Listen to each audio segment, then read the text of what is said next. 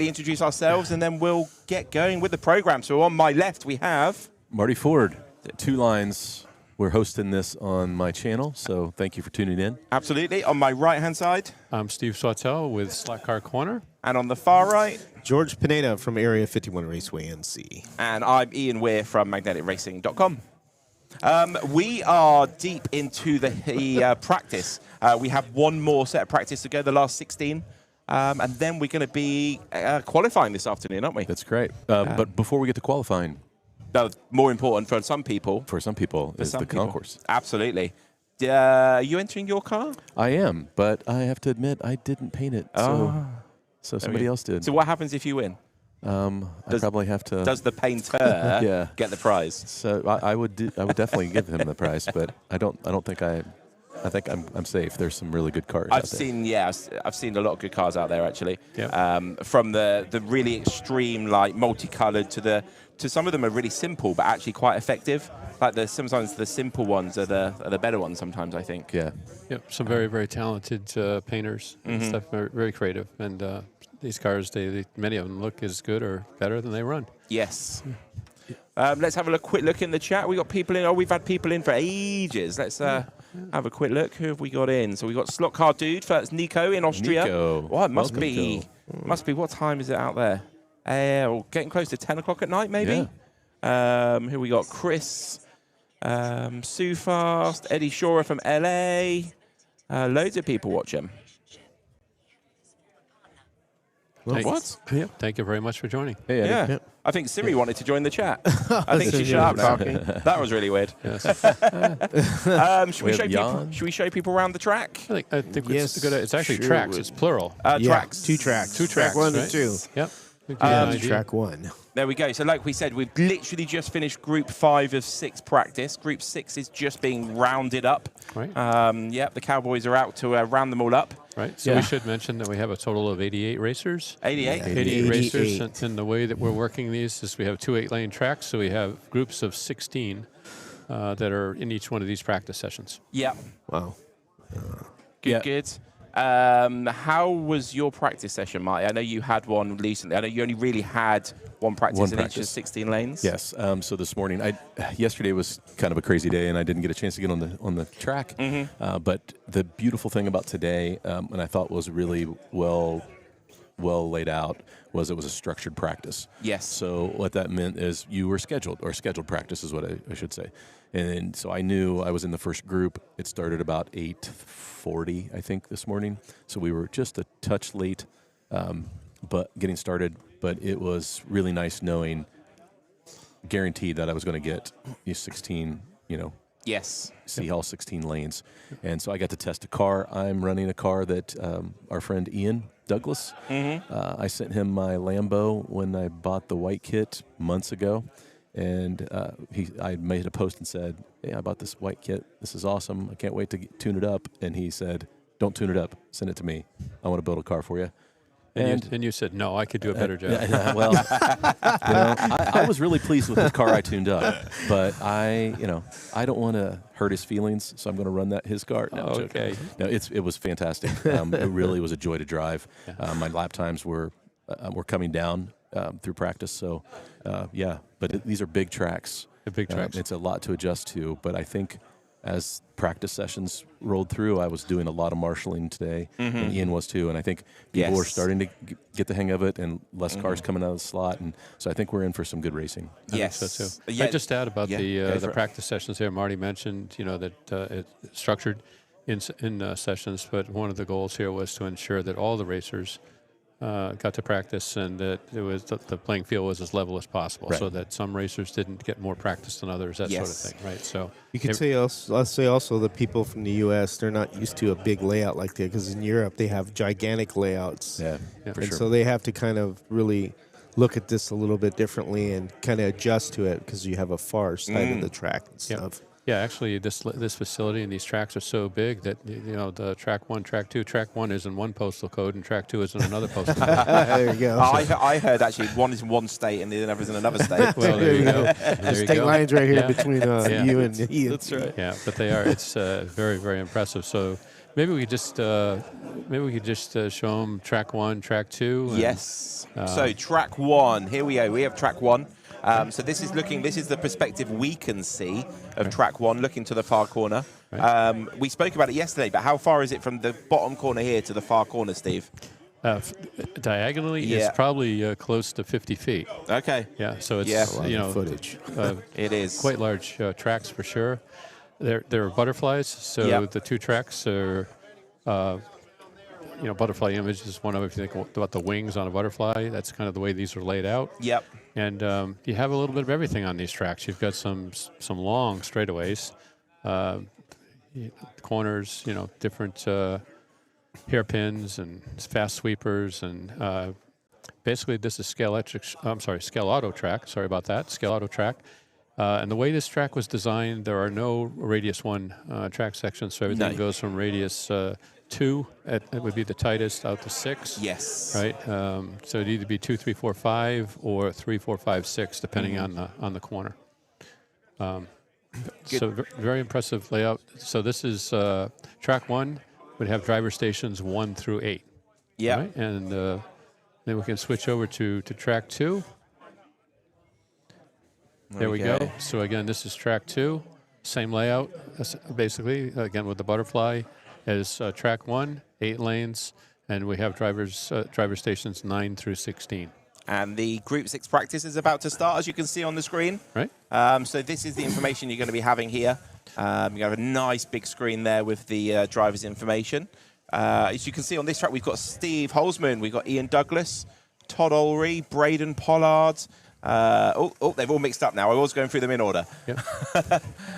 We got Ben Natis. Yeah. Who else we got? Jaden Lapierre. That's it. Yeah, Michael Lapierre. Yeah. And we've got one other racer, but maybe Steve Holzman. I don't remember who the 8th one was, but we'll try to do a better job. So I hope this isn't going to be like the NSR Eastern Regionals, where basically when we're reading through these driver names, Ian would take the easy to pronounce ones, and he'd leave the more difficult to pronounce ones for I'll do the difficult Steve. ones. Did you notice that, did you? Yes, I did notice that. You think I was born yesterday, huh? Yeah. Oh, dear. But in all seriousness, it's great to have Ian back. Ian, Yes, thank you for making the trip. No problem. He talks funny. Yes. And that's because he's joining us from the UK. So, but we love him, and we're glad to have you back, Ian. Thank you. Thank you. Yeah. Thank you for having me. Very honoured, actually. Yeah. Slot Card Dude says, what are the lap times so far? They just started. So Yes. Yeah. what's going on. So to give you reference, if somebody gets into the 13s, they're probably going to be in the semi-finals, finals. Yeah. A really good time is high 13s, low 14s. Yeah. So The fastest time I've seen so far was 13.6. Wow. In the last session, I think. There we go. 13 right there, 13.8 for Yeah, Brian Pollard. And Yep. Yes. So it was this last group is, 13.7. like we said, the best of the best pretty much in this last group. So we should expect to see most of these people definitely low 14s and 13s, Yep. as we can see already. Yep. We Cool. should tell you something that I was in the first group today. Yeah. we should point out that depending on the class, they're running Shore 20 tires, which are soft tires. Okay. And as the longer they race, the longer they practice on these tracks, the more rubber, builds up on the track. Okay. And, we'd expect to see the lap times continue to drop. So QQQ from me. Mm-hmm. Are they cleaning the track tonight, Steve? I don't know the answer to that. Okay. I'm going to guess no. Okay. I think they would probably want to leave it rubbered up, for the racing tomorrow. Yep.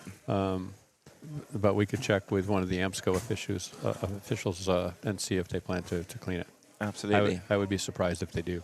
Yeah. Yep. Chris McFarlane says, hey, everyone. Yeah. Well, welcome, Hello, Chris. Chris. Let's get back onto that one briefly. There we go. Yeah. Okay, so end of the first lane of the Group 6. So heat 1 of... So every driver here is going to be doing 16 lanes. They've got 2 minutes and 45 seconds in each lane. Right. The gap between is just literally as soon as they're ready to start, the race director of each track is watching to see that the cars have been moved. Right. The drivers have moved and they've moved the controllers. As soon as everyone's ready, presses that space bar twice, and off we go. Right. To keep things simple, we're just doing a straight rotation. Yep. You know, for example, you'd start in lane 1, driver in lane 1 will go to lane 2, lane 3, and so on down to lane 8. Yep. And on track 2, they would start in lane 9 and rotate sequentially down through lane 16. Yep. Right. Absolutely. So we're going to have Euro rotation for the race, I guess. Yes, we are. Yeah. Yep. Yeah, so they went with the number system, and I've been working on trying to figure out like the best way to handle it. From a marshalling standpoint, I really like it compared to colors, but from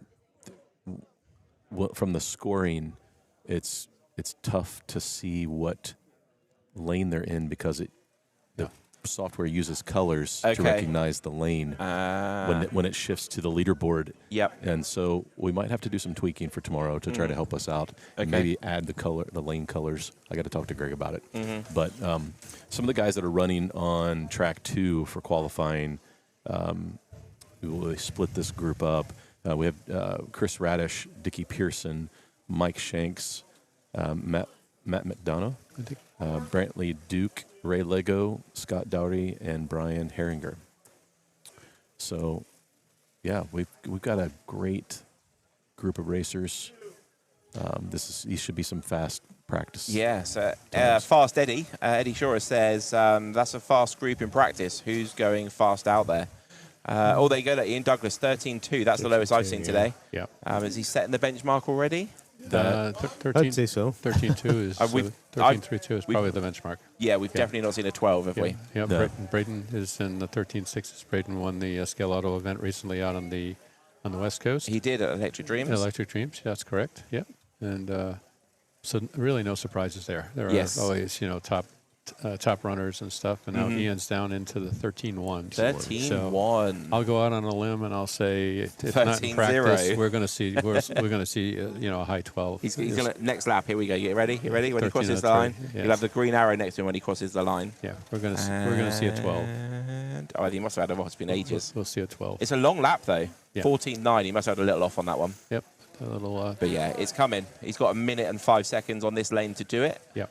He's on two lanes in from the edge, so one of the middle lanes, which is probably going to be one of the ones used for 13.4 qualifying. Yep. So we should talk about the lane numbers. Yep. The way that they're arranged on the track. If you look, if you can see it closely on our yes, you can see it really nicely actually there, can't you? That lane 1 is the innermost lane, and then lane 8 is the lane that's going to be closest to the drivers on the driver stations. Right. And, so then on the other track, it then goes the same. The lowest 9 on the inside, all the way around to 16 on the outside. Yes. What were the gutted lanes like to drive in, Marty? They're not too bad because there's a lack of R1s. Okay. And so you didn't have anything really, really tight. R2 is still pretty tight turn. What the tricky part on this layout is there are a few kinks. You have the one kink that's in the corner, that inside. Yes, coming down the main straight under the gantry. Yes. Yes. That tends to de-slot, re-slot because of the way it comes back so fast. Yep. And so it's going to be a long day for the marshal sitting in those corners because he react to the car coming out of the slot. That was you. That was marshalling that one in particular. That's why you say that. Yeah. So, but yeah, it's got some tricky sections, but the inner lanes were good. I was getting better, but the outside lanes were so fun for me. I was able to. That straight will fool you because you're juicing it, and then you realize you have to Yep. kick in real quick, so you got to slow down before you get there. Absolutely. By the way, we did. Steve Holzman did break into the 12s. He had a 12.97. He did he? lap. There we go. Steve Holzman, first person into the 12s. There you go. Is that going to be an accolade for the whole event? Well, Or are we going to see an 11? I don't think we'll see an 11. No. You might go a little lower in the 12s. I doubt very much. Okay. I'd be amazed and shocked if we see an an 11. Yeah. But I think what you will see is they're so close. I mean, 12.97 versus 13.03, like for example for Ian. Yeah. It's going to come down to who stays in the slot. Who drives most consistently. Yeah. And these types of events. And Jerry asks, Can we assume that there's no Scaleauto track available for the rest of the U.S.? That's a question. Just It might all be here. Actually, I think this is about. I can't speak for what they might have at Electric Jeans, for example, but I can tell you that Professor Motor is, they're cleaned out. Okay. Every bit of Scaleauto track that they have, with the possible exception of some R1s, which aren't in the layout. You might be able to get some R1s, but other than that, I think that's a fair assumption. Here we go. Jason Comedina reckons that Ian's going to get a 12.5. Pretty. Anything's possible. Anything is possible. Anything is possible. Yeah. Okay, so let's watch some of these cars go around some of these corners. Yeah. They're huge, some of these corners. Like the radius of that outside corner on these Rad 6s. Yeah. Was that about 7-8 feet? Yeah, it's close. Yeah, to that, that 7 or 8 diameter. feet. Yeah. Huge corners. Huge, yeah. And when you have the R6s on the outside like that, Yeah. it's an R3 on the inside. Even the R3, it's Big old corner. yeah, it's a big corner. Yeah. It's So I had quite a lot of laps on the second track yesterday when we were trying to get it working. So I experienced all the lanes, and I can totally tell you those inside of those Rad 2s, especially when you come down a long, long straight, and then you've got that little kink that Marty was talking about. It just, if you don't slow down for it, you're off. Yeah. Like, I'm surprised we haven't seen any cars on the floor, to be honest. yeah. Yeah, for sure. So what have we got? We got a 13-1 for me and Douglas again. Can we, Marty, get the other camera up?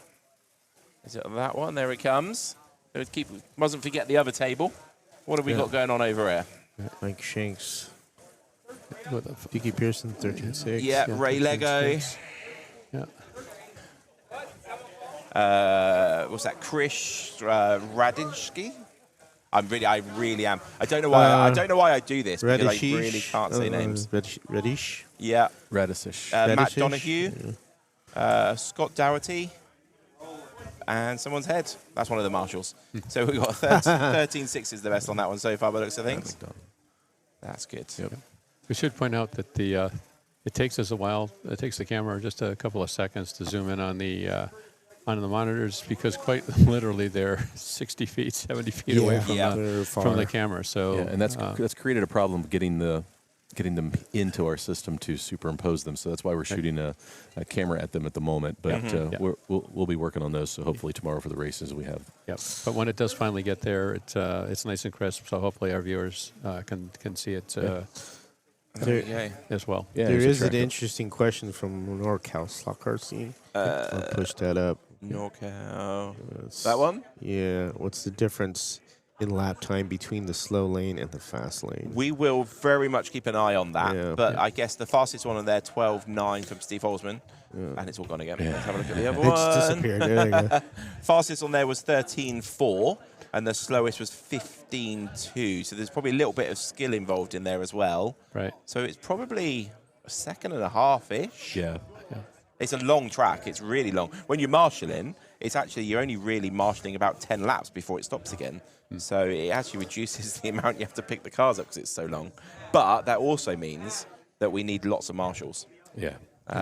We got about 7 or 8 at least for each circuit as a minimum. Yeah. Yeah, I think you can cover it with 8. Yeah. So that they'll rotate out and immediately have to marshal the following round. There we go. So Jan de Groot V9W says, my compliments to the organisers. I've seen races over in Europe, and this is looking very professional, guys. Thank you. Thanks, John. Thank you. Thank A lot you of very work much. went into it. It was actually inspired. I mean, the AMSCO, if you go back and you look at how AMSCO got started. Okay. It was after Steve Holzman and Greg Kessler had competed in the WRE for Team Spirit of America. Yep. And on the trip back home, they did discuss, hey, we need to bring this type of racing to the United States, right? And that's kind of the Reader's Digest condensed version of how AMSCO came into being. Okay. So the other column to keep an eye out on this screen with the timing is where it says T-laps, how many laps they've done in practice so far. So Ian Douglas has done 40 now. We've got Jaden on 38. Is Jaden the... which one's Jaden? Oh, no, don't worry about that. That's fine. Okay. But yeah, so you can keep an eye on how many laps they're putting in as well, so their consistency, not just their fastest lap, because when it comes to the race, that's what's going to be important. Right. Yep. We've got a question. How long is the track? We can double check, but my understanding, my recollection is it's right around 175 feet. Yes. Yeah. Yeah. Yeah. Right around 175 feet. Chris McFarlane says, I've been trying to get Scaleauto straights for about 7 to 8 months. So have we. Yeah. Could you get them delivered to me in England, and then I'll ship them over? Yeah. Because it might be easier for me to get them from Spain than you guys. I believe so. Yeah. Yeah. Yeah. There are many big boxes of track. Yeah, Yeah. maybe a container. Many big boxes of track. Having a look at the other track. So Dickie's at the top of the pile on that one at the moment, 14.099. Yep. So the other bits to look at on the right-hand side when we do get to the race is the information is very clear. It tells you that if it was a race, that Matt is 1.6 seconds behind Dickie, and everybody else is like a lap down, 2 laps down. So if it's got a time, it means they're on the same lap. Otherwise, it will say 1 lap, 2 laps, 3 laps. So when you're picking up this information yourselves, when we got the racing going tomorrow, that's what that column means. Right. Yeah, and that's for that present heat, not Yes. the overall group rotation. but Okay, yeah. good to know. Yep. Good. Yep. Yeah, so that's not an accumulative over those heats. If Okay. It's a, So will we 8 get that heats. information between heats as well, or do we need to wait till the end of the race for that information? So Will it be displayed? it will be displayed. So there you go. See how it just changed to current standings. Now Okay. you've got the overall Okay. 4 of 8 Yes. heats completed, and this is the best laps, average laps, and 13. total laps There we go. over that group. So So yeah, if we look at Ian Douglas's average lap, it is way better than everybody else, over like almost a second quicker than second place. Right. So yeah, he's putting the consistency in already. He's running fast and he's staying on the slot. yeah, Yes. that's right. And that's the advice to any new driver, isn't it? If there's any of you, It is. we've got, was it 35 Rookie drivers. big race virgins? Yep. Rookie drivers. Rookie you call them. Actually, drivers. rookie drivers. Yeah, Actually, so 30, yeah. Look at what Ian's doing. He's staying in the slot. He's fast with it. That really helps. But Yeah. staying in that slot and getting that average time higher is more important than having a one-off quick lap. Exactly. Absolutely. Well, you just touched on a good point there. You know, one of the goals, AMSCO's goals, is to bring more people into the hobby, Yeah. into slack car racing, Absolutely. and with a particular focus on younger racers. For sure. And I'm just amazed. You know, I've been to several of the NSR events and the other national events and so on, and this is the best turnout that I've seen at an event by far. You know, Yeah. for young racers, we have a lot of young racers with us today. Yes. I'm really surprised walking around. I think there was a 5 or 6 teenage lads racing. At least. And when I was going around just like getting to know people, particularly yesterday, like Yeah. the amount of people saying they've never done a race like this before. So it's really good to see. Yeah. Getting some new people into the hobby. There's a couple of father and son teams too. Yep. Which is really nice. Which is really, it's really neat to see that. There we go. So there's the other races we've got on the screen there. The ones we've been talking about. Braden on the far right, number 8. We've got Todd Ulrey in 7, Ian Douglas in 6, Todd Ulrey in 5. I'm not particularly familiar with the other 4. Do you know the other 4? I don't know the other 3 four. is Marty. I think it's from Austin Stock Car. Okay. Yeah. Yes. Yeah. And then that's a father and son, number 1 and 2. I can't yes. remember the names, but I talk to them. I can't. And sometimes I have to hear the name twice, so forgive me. Well, there's 2 Lapierres out there, so one is Jaden and one is Michael. Okay, yeah, there you go. Yeah. Michael. There we go. And then on the other podium, there you can see number 9. We've got a young lad. He apparently has won quite a few events himself. Yes. We're going to try and get him in the booth for a little chat at some point tomorrow to have a chat with him about his previous wins and how he's finding this compared to those. His father, I talked to his father, Kevin. Yeah. He says he's good at the drag racing events for like RC. Okay. Dirt track, a lot of the people kind of like, oh, this kid's here. he's very competitive and very just very good. So Yeah. keep an eye on him. So. Yeah. Good. We've got Ray Lego next to him. Yeah. Who else do I know in that? We've got Dickie in 14. All right. Dickie Pierce. Matt in 16. Right. We're going to be chatting to him in the booth at some point as well. Yep. We've got some interesting stories out of him yesterday, so we'll bring those to you as well. Back to the race screens. What's happening on this one? 14.4 looks like the quickest. 14.1. Oh, 13.7. Ray Lego, 13.7. Yep, Chris. So again, it's going to depend on what lane Yes. they're in. Absolutely. We'll have a better idea of what the spread between the slowest and the fastest lanes are as this afternoon goes on, particularly as we go through qualifying as well. Yeah, as you start to show these screens and people are starting to get familiar with the lap timing and things, you'll see track 1 versus track 2. Track 2 is definitely a slower track. It has less laps on it because it wasn't up all day for practice. Right. So it was kind of later in the day before we got to that. Yep. Yes. So there's less rubber down, but we've just seen those lap times are really, you're not seeing anybody in the 13-second range. It'll be very interesting to see when they do swap shortly, when those 8 go to this side and those 8 go to the other side, to see what the real difference is. Yeah, and I think a lot of it has to do with the flow from one direction to the other. I really feel like track 1 has a little different, quicker flow. It's hard to explain until you get out there with the car. Is that, though, a personal preference thing? Do you think some people might prefer to? Yes, for sure. Okay. We have John de Groot is asking what the voltage is at exactly. I don't know for sure on that. So 12 volts, I think. Yes. 12 volts. Yeah, Okay. pretty sure it's 12 even. So, 12 volts. So we should point out that each, with 175-foot running length, each one of these layouts has 6 or 7 power taps. Yes. Yeah. So to make sure that the power is evenly distributed around the layout. So. Big Oak Raceway says that I will have the fastest laps in all lanes when it gets finished on track 1. Actually, yesterday I did have the lane record on all 8 lanes, and Marty can verify I can this. verify that. Wait. No, you're not getting away with that. So when you're testing your light bridge, conflict of interest, when you're testing your light bridge, and you wave your finger under it, and you'll wait 2 seconds, and then you wave it again, and now you got the fastest lap time. No, I was actually driving. He was actually driving, yeah. There we go. Oh, He was okay. putting laps I in. stand corrected. There we go. He was holding a car in his hand, and he waited 2 seconds. No, I was the first person on the track. He was the first person on track. Got He it. was doing some testing. Got it. But speaking of the gantries, Yes.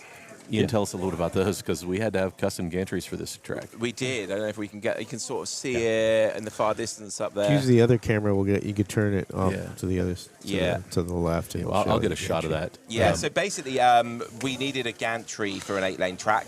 Marty had all the sensors to link to the fast tracks, and he asked me if I could come up with a gantry. So I produced this very solid bit of It tank. is solid, and lots of compliments from people are like, where did you get that? That's fantastic. Yeah. They're just amazing. They're Yeah. absolutely amazing. They're the nicest gantries I've ever seen on a track, and I've been doing this for 20 years. Yeah, I love thank you. They're just amazing, and we even got some advertising on them. This is Yeah, got a little that's advertising cool how on those this just stuff. set on there, so you could just remove them Yes. and put them And on. change them up. Yeah. So they've got like these little mounts on top, so you can put change your billboards around or just have nothing at all. Yeah.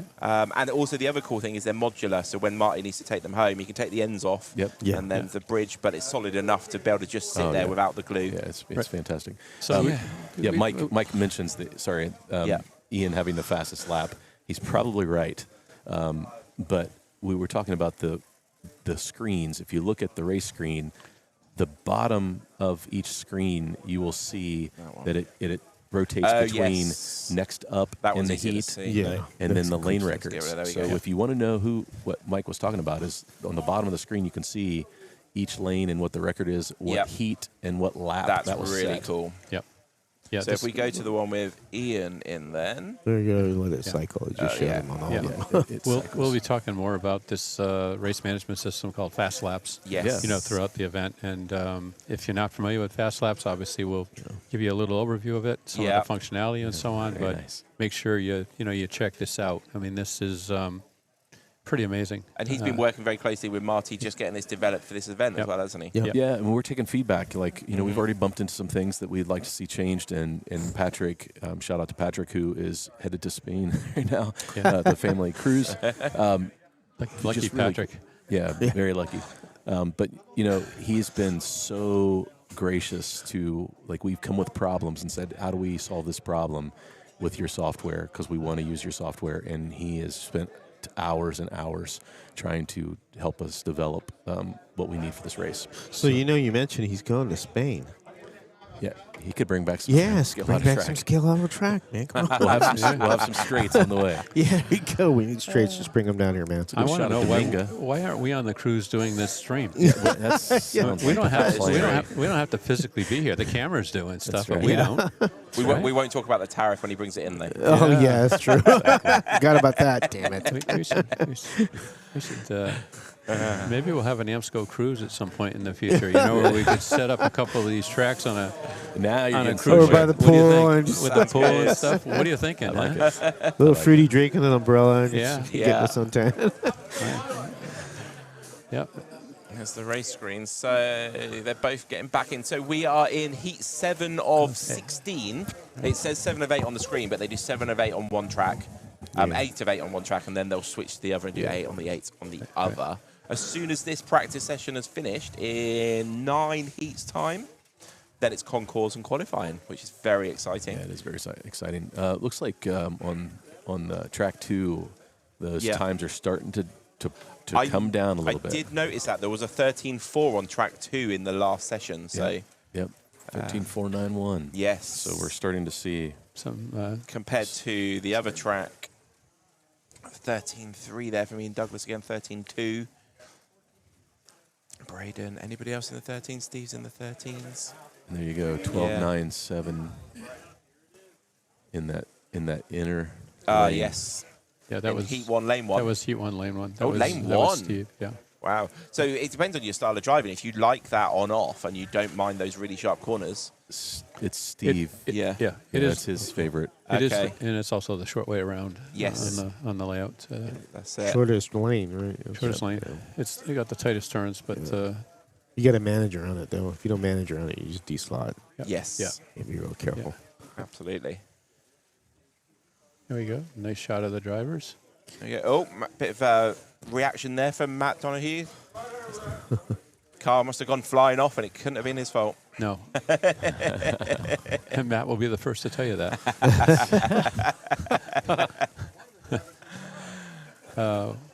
We have quite a few racers that are legends in their own mind. Okay.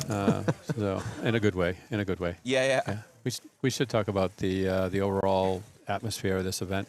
Absolutely. It's just been amazing. You walk around the pits.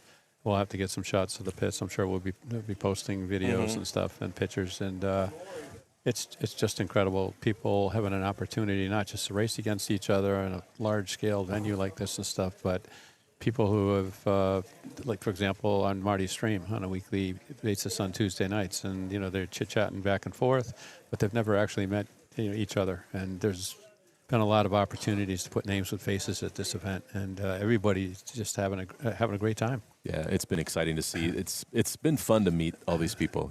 We talk online all the time, but to get to meet them face to face, and I just had a bunch of people walk up and say, "Hey, I'm in the chat every Tuesday," and finally get a chance to meet you. It's been good. Yep.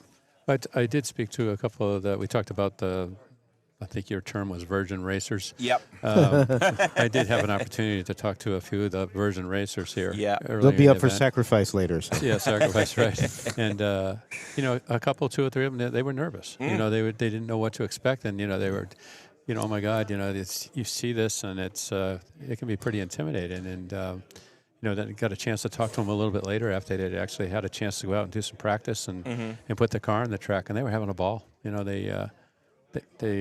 They love it.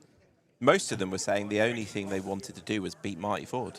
Yeah. So There you go. Exactly. Well, It's that's gotta not get- too hard when you're only running on one braid. So. Exactly. Unibraid. And John Cook just brought it to me. Yeah, he just dropped it off. Yeah. So I have my one braid, my unibraid. Sue Far Speedway says, does each lane have its own power supply? No, it's just one power supply for all 8. One power That's why supply. you need Yeah. jumpers. Yeah. Yes. Absolutely. Put that one on the screen for 2 seconds. I don't see the lane the drivers are currently running on. So that's what we were talking about, where we've got lane numbers. And where then colours. traditionally people use colors. So the software needs either adapting somehow. But if you want to know the colors are there, it's just Yes. Yeah. Have we got the colors on here, or they've been turned off? They've been turned off. So that was Okay. what so this That's is where you Jim, get a right? tweak. This is Yes. Jim Rose. Yeah. Yeah, so great question, Jim. And it's one of those things that we tested and we tested and we retested. Yeah. And you don't really realize it until you're in the environment of the track.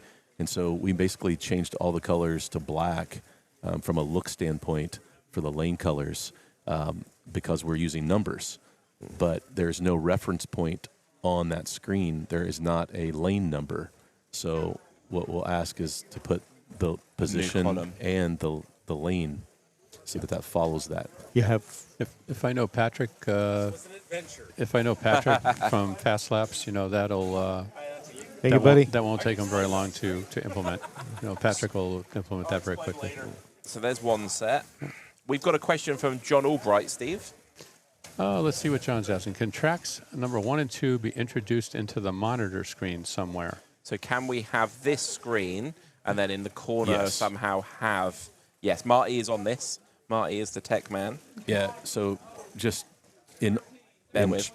transparency, Yep. full transparency, we had the screen overlays working, and with all the traffic in here, we've lost the connections to those boxes, so we've been fighting that all weekend. So what I'll probably end up doing is making some changes, hopefully tonight, and that we get those back tomorrow, and that will make those easier.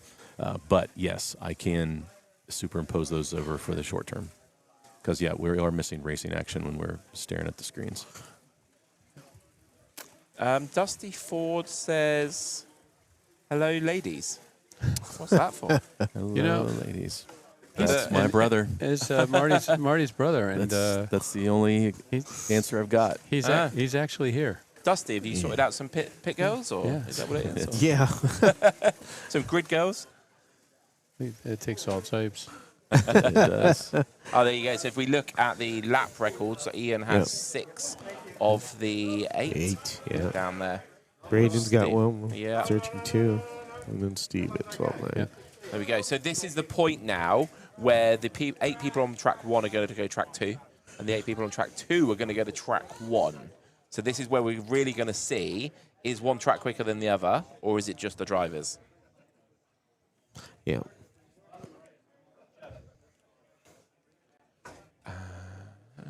Marty is just having a little play, so we're just going to be staying on that screen for now, which is fine. Yep, good. What have we got going on? So there'll be a few minutes whilst they reload all Switch the over. names into the 2 computers. Everybody's running away to their pick boxes, to their little adjustments on their car, what they've learnt on those 8 lanes, before they very quickly get back on the other side. Did you tweak your car much, Marty? Sorry to ask you a question.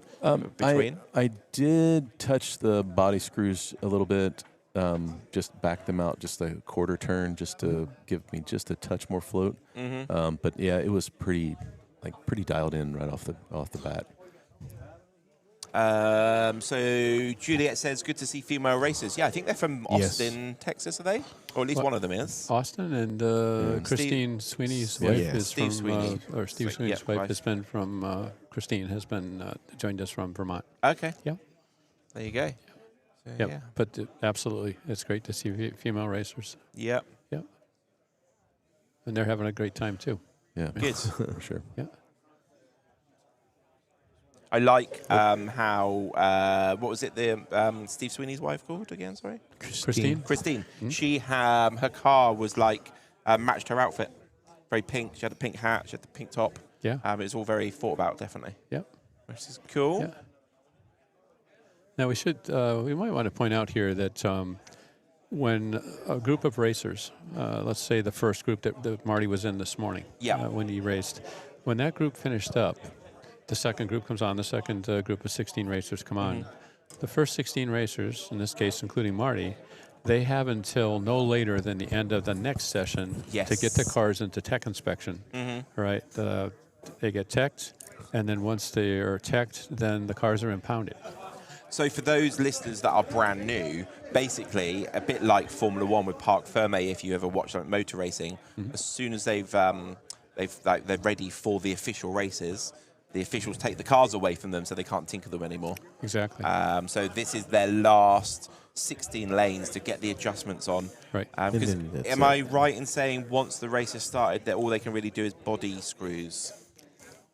Unless, I believe. Pretty much. I mean, Unless if they you get a had break. something serious, Yeah. they could potentially take it off, but they'd have to have one of the race officials Give permission. watching, any repairs that Yes. they might make beyond, That's it. whatever it happens to be. So after we teched, they impounded my car, Yeah. Yep. and they told me that during qualifying, you will get a certain number of minutes. I don't know what that is. I believe it's 2. Is it 2? Thank you. And during that 2 minutes, I can pull the car off, adjust body screws, adjust pod, Right. or whatever I need to. So yeah, During just to provide, qualifying. to provide just a little bit more context, when Marty took his car through tech inspection, he had to have the body off and no rear tires. Yes. Okay, Thanks. so once it's past tech inspection, what's going to happen with qualifying is Marty's going to get his car and he's going to get a pair of tires, right, to put on the car.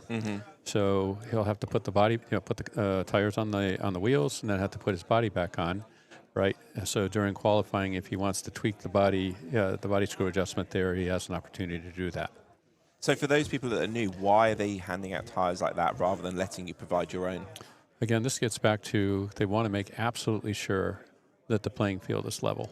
And not that slot car racers would ever try to get an advantage over their competitors, by, having a special set of tires or, some tires that were treated with some go-fast traction or something like that. Yep. This way they ensure that there's no shenanigans with the tires. Cool. Right? Tires, if the playing field's not level, tires can make a huge difference. Yes. It can give somebody a huge performance advantage. So are tires the biggest factor that you can alter on your car for improvement? Pretty much. Yes, I would say yes. You could adjust everything else make a big really swing, well, but yeah. if you don't touch your tires, Yeah. it's almost pointless. All things equal, if you have Yeah. somebody that has, I'll say, a prepared set of tires, they're glued, trued, possibly soaked in some sort of traction adhesive or something like that, and somebody who doesn't. Yeah. Generally speaking, the person with the trued, glued, and treated tires is going to have an advantage. Right. So basically what they're trying to do here again is just level the playing field, make sure that nobody has that advantage when it comes to tires. Yeah. Yep. So for those people that are watching on bigger screens, Marty has managed to, as you can see, to get the timing screen in the corner. We will keep going occasionally to the big screen so you can see that better if you're watching it on your phone. So we're going to try and accommodate for you all. But yeah, well done, Marty. We like that. There we go. So as you can see, we've got the races on 9 to 16 pretty much ready to go. We're missing 12. I did see a question. How did the young fella go in that run? We'll keep an eye on him. Let's find out what his name was. Do we know? Chris. Chris. Do we know his surname? It wasn't the Chris Redidish. Yeah, I think so. Let's see if we've got... It's the father and son in here. I'll look at We need to do George's. somewhere in here. sort this out, or It's in alphabetical It's in order. alphabetical order, but it's not going to stay that way very long if we don't put some numbers Chris. numbers on Chris them what? here. So pardon us while I we thought it was put some numbers. Radishish. Michael. He's next to Ray. There we go. So on this one... Michael. Ray, He was back the other one. He's Branley or Scott. Oh, Oh, do I have the wrong name? Branley is Kevin Duke's kid. There we go. That must be the one. That's who. Yeah. Yeah, Branley's the one that does a lot of the RC stuff. He's really Branley good Duke. at it. Branley Duke. There he is. Right there. Thank you. He races with his local group in northern Mississippi on a weekly basis. Favorite brand is NSR. He enjoys all classes of slot car racing. He also races RC on dirt ovals and drag racing, as you were saying earlier. Yep. And he's been racing slot cars for 3 years in his local hobby shop. But yes, we will keep an eye on Bradley. So 15-0. So they've just swapped rides now. So we're going to probably notice from some of them that it's going to be a bit slow again whilst they get used to the butterfly track. Let's keep moving this around. There we go. Okay, so looking at Ian Douglas and Todd Ulrey and that group of people on track 2, they're only down to a 13.5 at the moment. I say only. There's a lot of people in this place that would be more than happy with only a 13.5. But yeah, we're looking for that 12.9-ish, aren't we, from the other lane, the other track. Okay. What tyres are being used, Steve? These are Scaleauto tires. They're Shore 20, so they're soft tires. They're sticky tires, and 2 different tires. The GT4 class is actually running a slightly wider tire, a 0.5 millimeter or so, than the GT3 class. But the GT3 tires have like a grayish appearance to them. The GT4 tires are a darker color. So from tech inspection standpoint, it just makes it easy to make sure that they're on the right ones. They're on the right ones. Oh, and again, good. they'll be handing them out. So if they're not, for some reason, during practice, they'll make sure that they hand out the actual spec tires. There we go. So Tony Tibbs, it's Branley Duke on screen at the moment, 14.833. So yeah, doing well.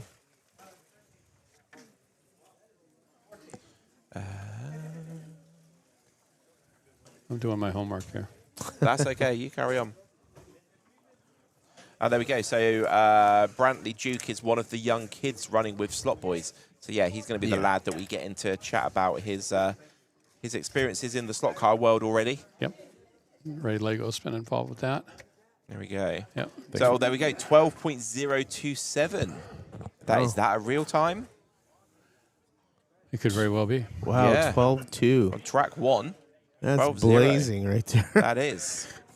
Wow. Yeah. Get that verified, but that's amazing. We'd have to check. What did I say about 11s? I'm skeptical. If you can back it, Had a rider. yeah. If you can back it up, Yeah. or something within a couple tenths or something, but that's a huge jump. That is massive. Yeah. Like you said, most likely a rider. Some sort of an anomaly. Yes. So we've got that screen. There we go. Because the track is set anything under 12 seconds. Oh, is it? Yeah. Do we need to change that maybe to 11.5? Yes. Because they're starting to get into the 12s quite a lot. So are these the sort of tyres that put down rubber like a real racetrack then? Yes, they do. So we should expect the times to get quicker and quicker and quicker. Yeah, at some point, there's a point of diminishing returns. Okay. That's a big word. At some point, performance will level off. Okay. How's that? That's no 3-syllable words in that sentence. Doug might be watching, so we need to make it easy for him. Got it. Got it. Poor Doug is in here. Poor Doug. Himself. Doug. They beat him up while he's not here. So Doug is my colleague Doug, who's not here this weekend. So Doug, someday you'll be canonized. For having to deal with Ian while on Earth. Yeah, sorry about that, mate. Yeah. What are there? Doug's used to this. There's 4 stages, if I'm not mistaken, to become a saint, right? You have to pass through. He's going to go right to saint, right to sainthood. Yep. Right. He'll skip over the first 3. Don't pass go. Don't collect 200 pounds. Straight to sainthood. No miracles. No miracles required. No miracles required. Like it. Yeah. Okay. So we didn't get a chance to finish up just briefly on the bridges as we're watching the track. Okay. If somebody wants one of these custom bridges, maybe for their club or their basement track or something like that, is this something that can only be done like for events like this, or is this something that you customize? I have had a few people ask about them, especially Marty. I think you said on one of your things that you might want a 4-lane version for your track at home. Yeah. So yeah, I think it's something we can definitely put out there, whether you need 4 lanes, 6 lanes, 8 lanes. And then, yeah, I can produce that and send it around the world. And if they had a logo, like a club logo, Yes. or a favorite logo or something like that, something that you could do similar to what you did for the sponsor logos here. Absolutely, yeah, no problem at all. Yeah, Right. send it over. How do they get a hold of you? On the screen, magneticracing.com. Okay. You can fill out the contact form or our email address and contact information's on there. But give us a shout. But yeah. Okay.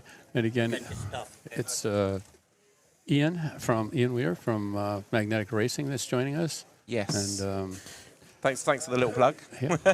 yeah, absolutely. You've done a lot of work. And again, just amazing work, Ian. So well Thank done. you. Yeah, Very well well done, done. Thank you very much. Yep. You know, you mentioned it takes a lot of people to make this thing happen. You know, It and really we'll talk does. about that the whole weekend, Oh, right? boy. Yeah. Yeah. But we had a lot of great sponsors We did.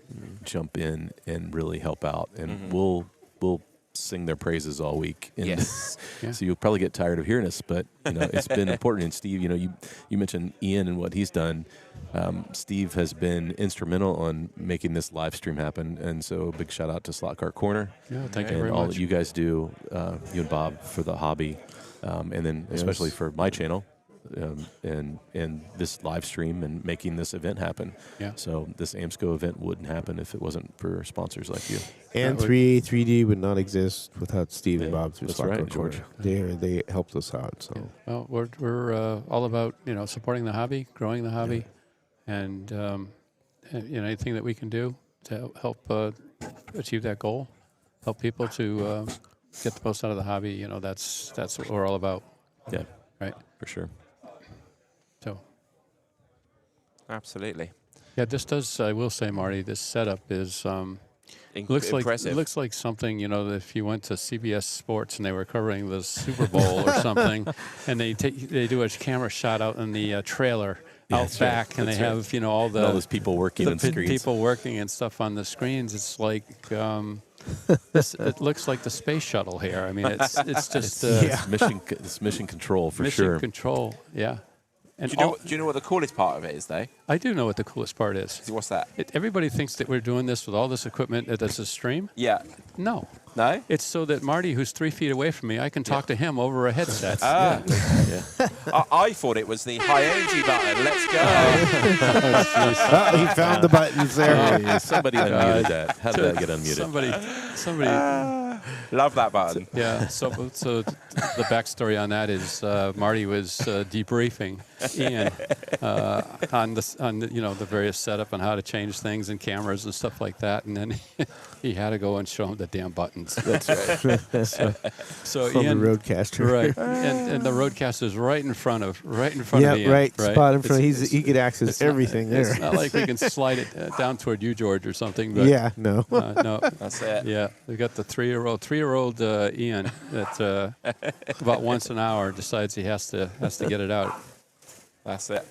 We have a question on the screen. It says, what does it cost to race there? So it depends on when you registered. The way they set this up is they had 3 tiers of registration. So if you registered, if you were what they called an early bird, it was roughly $82 or $85, something like that. Yep. And then about a month ago, that went up to like $92. And I think if you showed up, like within the last couple of days or something, it's close to 100. Okay. But I think if you asked anybody that's here, regardless of which 3 tiers they registered at, was it money well spent? Are they having a good time? I think it would be a resounding yes. Yeah. Yeah. I haven't heard anybody complaining about the cost of registration and stuff. And besides, I mean, this is a venue. Norcar Raceway Yep. Right. was nice enough to make this basically tear down their RC tracks and stuff to make room for our tracks. And they're a business like anything else. They have to keep the lights on and make a little money. They have to live. Yep. Type thing. So if you look around this facility and stuff, and for what you get for your registration and stuff, it's a bargain. It really is. Absolutely. Yep. Opportunity to race on these great tracks and get to meet celebrities like Marty. Right? Oh, that's funny. If I can remove, where is it, that one? So, oh no, it's the comment I need to get rid of, isn't it? There we go. So we can see we've had 3 heats of the other group onto the other track now. And Ian Douglas has the lap record in the 3 lanes he has done so far. It'll cycle back round in a second, and then we'll be able to see what his times were. 13.2, 13.2, 12.9. So we are getting those faster times on both tracks. Yeah. And then there's that anomaly in with Michael. The rider. The rider that came through. That was 9 seconds. I don't think Sorry, Michael, it's been taken away from you, I'm afraid. Michael Massey up here has taken it away from you. Nice. So we have got four lanes left of this heat. And then that's going to be practice for the AMSCO 2026 US Scaleauto GT Sprint Championships over with. And then we'll be heading into... Qualifying. We will. No, before that, even more important than qualifying. Concourse. I'm sorry. That's Concourse. okay. Yeah, absolutely. So that's where we're going to see one of those cool shots. They're going to put all of the cars down one of the main straights to get all of those cool shots. I think they're going to do it on that back straightaway there on track 2. Is awesome. Where they're planning to do the concourse. Sounds good. Yep. So you get those flyover video clips of all of the amazing cars. Yeah. It's going to look pretty impressive. There's going to be 88 cars on there. 88 cars. Well, I'm not sure. Not sure everybody has entered into. I think concourse is optional. Yeah, it's optional. If you want, but there are quite a few racers that are planning to enter. So nice. And again, there's some just amazing. Yeah, there's some sharp cars. There's some really sharp cars. There's some very, very talented builders here. Now, I will say this about paint schemes and liveries, and there's some really amazing looking cars. But when I'm driving my car on the track, I don't want it to be too busy. Okay. Because from a distraction standpoint or from just being able to visually see it. And so sometimes some of those fancy paint schemes. Too much. So what they allowed with this Concourse is it doesn't have to be the car that you raced. So if you wanted to simplify your livery for the track, you could do that and then had a car for the Concourse. So that doesn't normally happen, and so that's kind of exciting. So if you didn't want to tear up, if you wanted a shelf queen, I'm always say there's no such thing as shelf queens in my house on my track. But if you wanted a shelf queen, you could enter your shelf queen, and so we have some of those. I think a few that people didn't want to race because they didn't want to. They were so proud of them. And a lot of hours go into creating these beautiful slot cars. And I can understand somebody not wanting to scratch up their body. So yes. Looks like Ian Douglas has got the track record on this lane as well already now.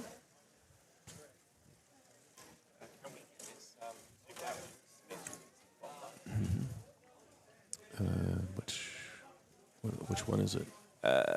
Track 2, camera 1.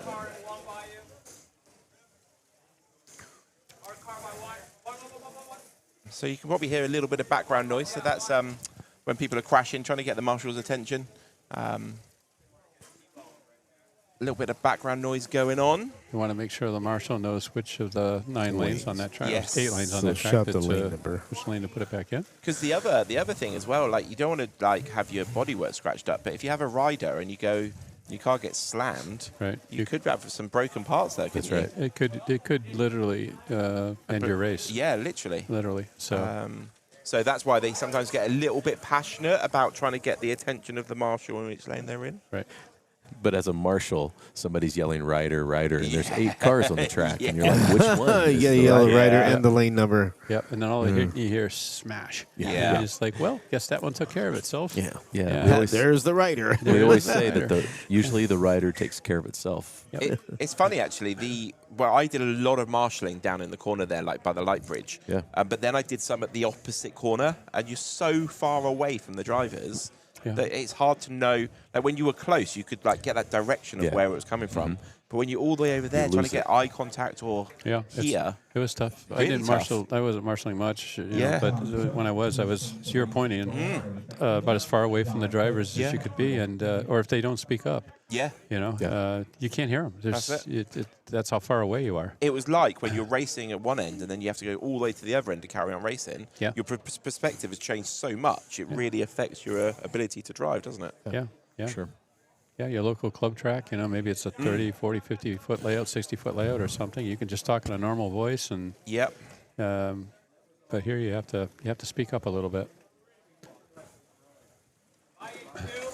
There we go. So into heat 5. So that's heat 13 of 16. Yeah. Yeah. So some people may be wondering, well, why don't they use lane stickers during practice? And it just isn't Good practical. It would just take too long to switch. They want to move move these practices Quickly as along as possible. quickly as possible, right? But during the race, right? During the race, they will have.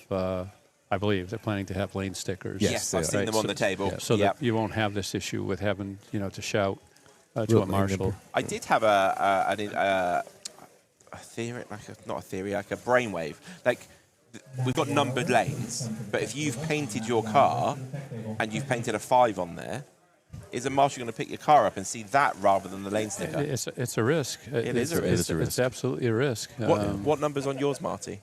24. Oh, you'll be okay then. But I think anybody from 1 to 16 Could be an issue. could be an issue. Yeah. But I will say, though, I thought marshalling with numbers was easier. Yes. So do you agree? I've got a really weird analogy for you. So Okay. 20 so years ago, before I was a driving instructor, before I started doing slot car stuff, I did a couple of years of being a courier. Okay. And when you're driving down a street and you've got number 5, I don't know, Marty Avenue, you go 1, 2, 3, 4, 5, it's that one. When you've got the house name and the house is called Marty's Mansion and you're driving down Marty Avenue, it's like, it's not that one. And you have to read all of them. So you can't, you know what I mean? Yeah. Exactly the same. It's the same thing. So because they're numbered, you can just go 1, 2, 3, 4, 5, 6. Yeah. Rather than going blue, red, yellow, pink, purple. So yeah, it makes sense. Yeah, for sure. Weird analogy, and I know that was just a little ramble. I'm sorry, Well- but Well, I think a lot of the color thing goes back to like commercial track racing because I mean, the Yeah. wood tracks are generally they have yellow, red, yes, all for that, sure. and so people get accustomed to that. Especially some of these guys are wood track racers, so they're expecting that instead of a number system, which I think the number system would be more universal because it Yeah. makes it easier. Yeah. I think where the colours really comes in, like it's in a commercial place, maybe if they did like is it IROC they call it, Yeah. where the car stays car on the stays on lane, the track. so Yeah, the the car is the same colour as the lane, then it's really quick and simple. Super easy. Yeah, for sure. But where we're moving cars makes sense. Yeah. I like it. I think it was an idea that came from Greg and Steve when they came back from the WRE. yeah. Right? Yeah. Yeah, Steve or Greg was. I remember him telling me having that conversation. He's like, it really made marshalling easier. Yeah. He said, you think about it. You've counted we're dealing with 16 lanes. Yeah. You've counted from 1 to 16 your whole life. Like Yeah. you grew up. You went through kindergarten learning to count. And so it really did simplify the marshalling. So we'll see. We'll see how that plays out as the weekend goes. Yes. Yeah. Well, they did. They did try to leverage best practices from the WRE. There's no sense in reinventing the wheel. For sure. We've got ourselves a 9.009. Well done, Michael. That must have been a rider. We'll take that one. I think that was a rider. So so when we get to the actual racing, every time they swap lanes, there is a designated minute, is it? Minute and a half? Minute and a half. So for you to clean your tyres, for you to change your lane sticker, Right. all that sort of stuff. Generally, they'll have a pit person. You'll find another racer that Yes. will help you out with that. So you're not going to be able to leave the driver's station and run over, grab your car, put a different sticker on it. It would be a calamity. Yes. Type thing. So So it's a team effort. it's a team effort. Yeah. Yeah. It's a You've team got effort. 16 racers, you've got 16 pit crew, and then we've got 16 marshals. Then we've got us lot, and then there's the people running the tracks, doing the tech. I mean, Yep. it's 50 odd people just for one race. It requires a lot of coordination Yeah. for sure. Yeah. Crazy. Okay, so we have got 2 more heats left, so barely 6 minutes for them to dial in their cars, get them perfect for the race. Yeah. And then this group will have to go through tech inspection, so they do Yes. have some time. Yeah. They'll try to get Cars. through as quickly as possible, but they have the same amount of time as the previous 5. Steve Holzman with the 13.650. Okay. Jaden 13.7. The other Marty 14.1. Todd's only on a 14.1 there. But again, look at those lap totals. We've got Steve Holzman on 58, Ian Douglas on 56. So maybe Steve Holzman's found a little bit of consistency there. Yeah. Interesting. Yeah, maybe he's adapted to this track 2 a little faster. Yeah. 59. Why is this one a little bit dark, Marty? I think because we're zoomed in and the way the lighting is on it. Oh, okay. There's nothing wrong with it then. We're at a pretty extreme angle. Cool. So on this other track, we've got the fastest lap 13.5.52 from Chris. Okay. What are our lap totals on there? So they're on the same as well, 61. And we've got over on the other lap, 61 as well. So they're both, although the lap times are faster on the track with Ian Douglas and Steve Holzman and whatnot, they're still putting in just as many laps over a Dickie. Or they go, Mr. Consistency, isn't he? What they call him, the robot? Yep. The robot. Yeah. That's right. Yeah, robot. So yeah, lots of laps going on over there as well. Yeah, Dickie was the runner-up at the NSR Eastern region. I think it's Andre. NSR, he almost. He was within 2 laps of Andre. So Yes. he's a very, very good racer. Yep.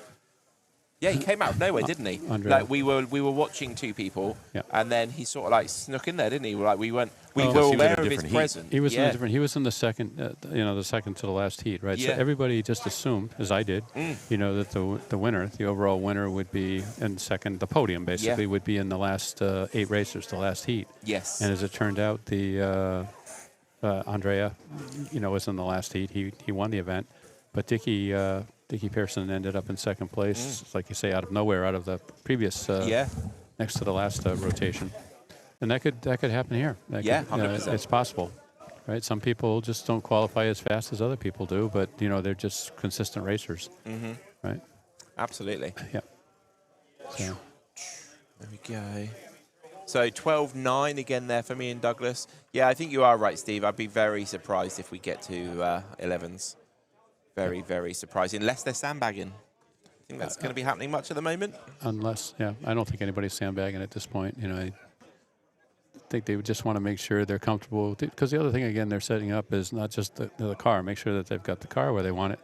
But they're also, they're getting their braking points down and their controller adjustments, right? They're fine-tuning their adjustments. And I can, certainly for the top racers, I can guarantee that they're making adjustments as they move across the 8 lanes, right? So Yes. they're not just setting it in lane 1 and then taking those adjustments on their controller all the way across, right? So they're fine-tuning it. Yep. And they're kind of getting that mentally, and the braking points are going to be different. The acceleration points are going to be different for each one of these lanes. So there's a lot to it. It really is. Yep, for sure. So question for you, Marty. Do you set up your controller so that you're thinking, okay, lane 1, I've got this amount of brake, lane 2, I've got this amount, or do you try and find just the right amount, or are you the sort of person that adjusts on the fly? I don't like to touch my controller too much during a race. Okay. So I get it close, and Yep. from lane to lane, I get an idea of really.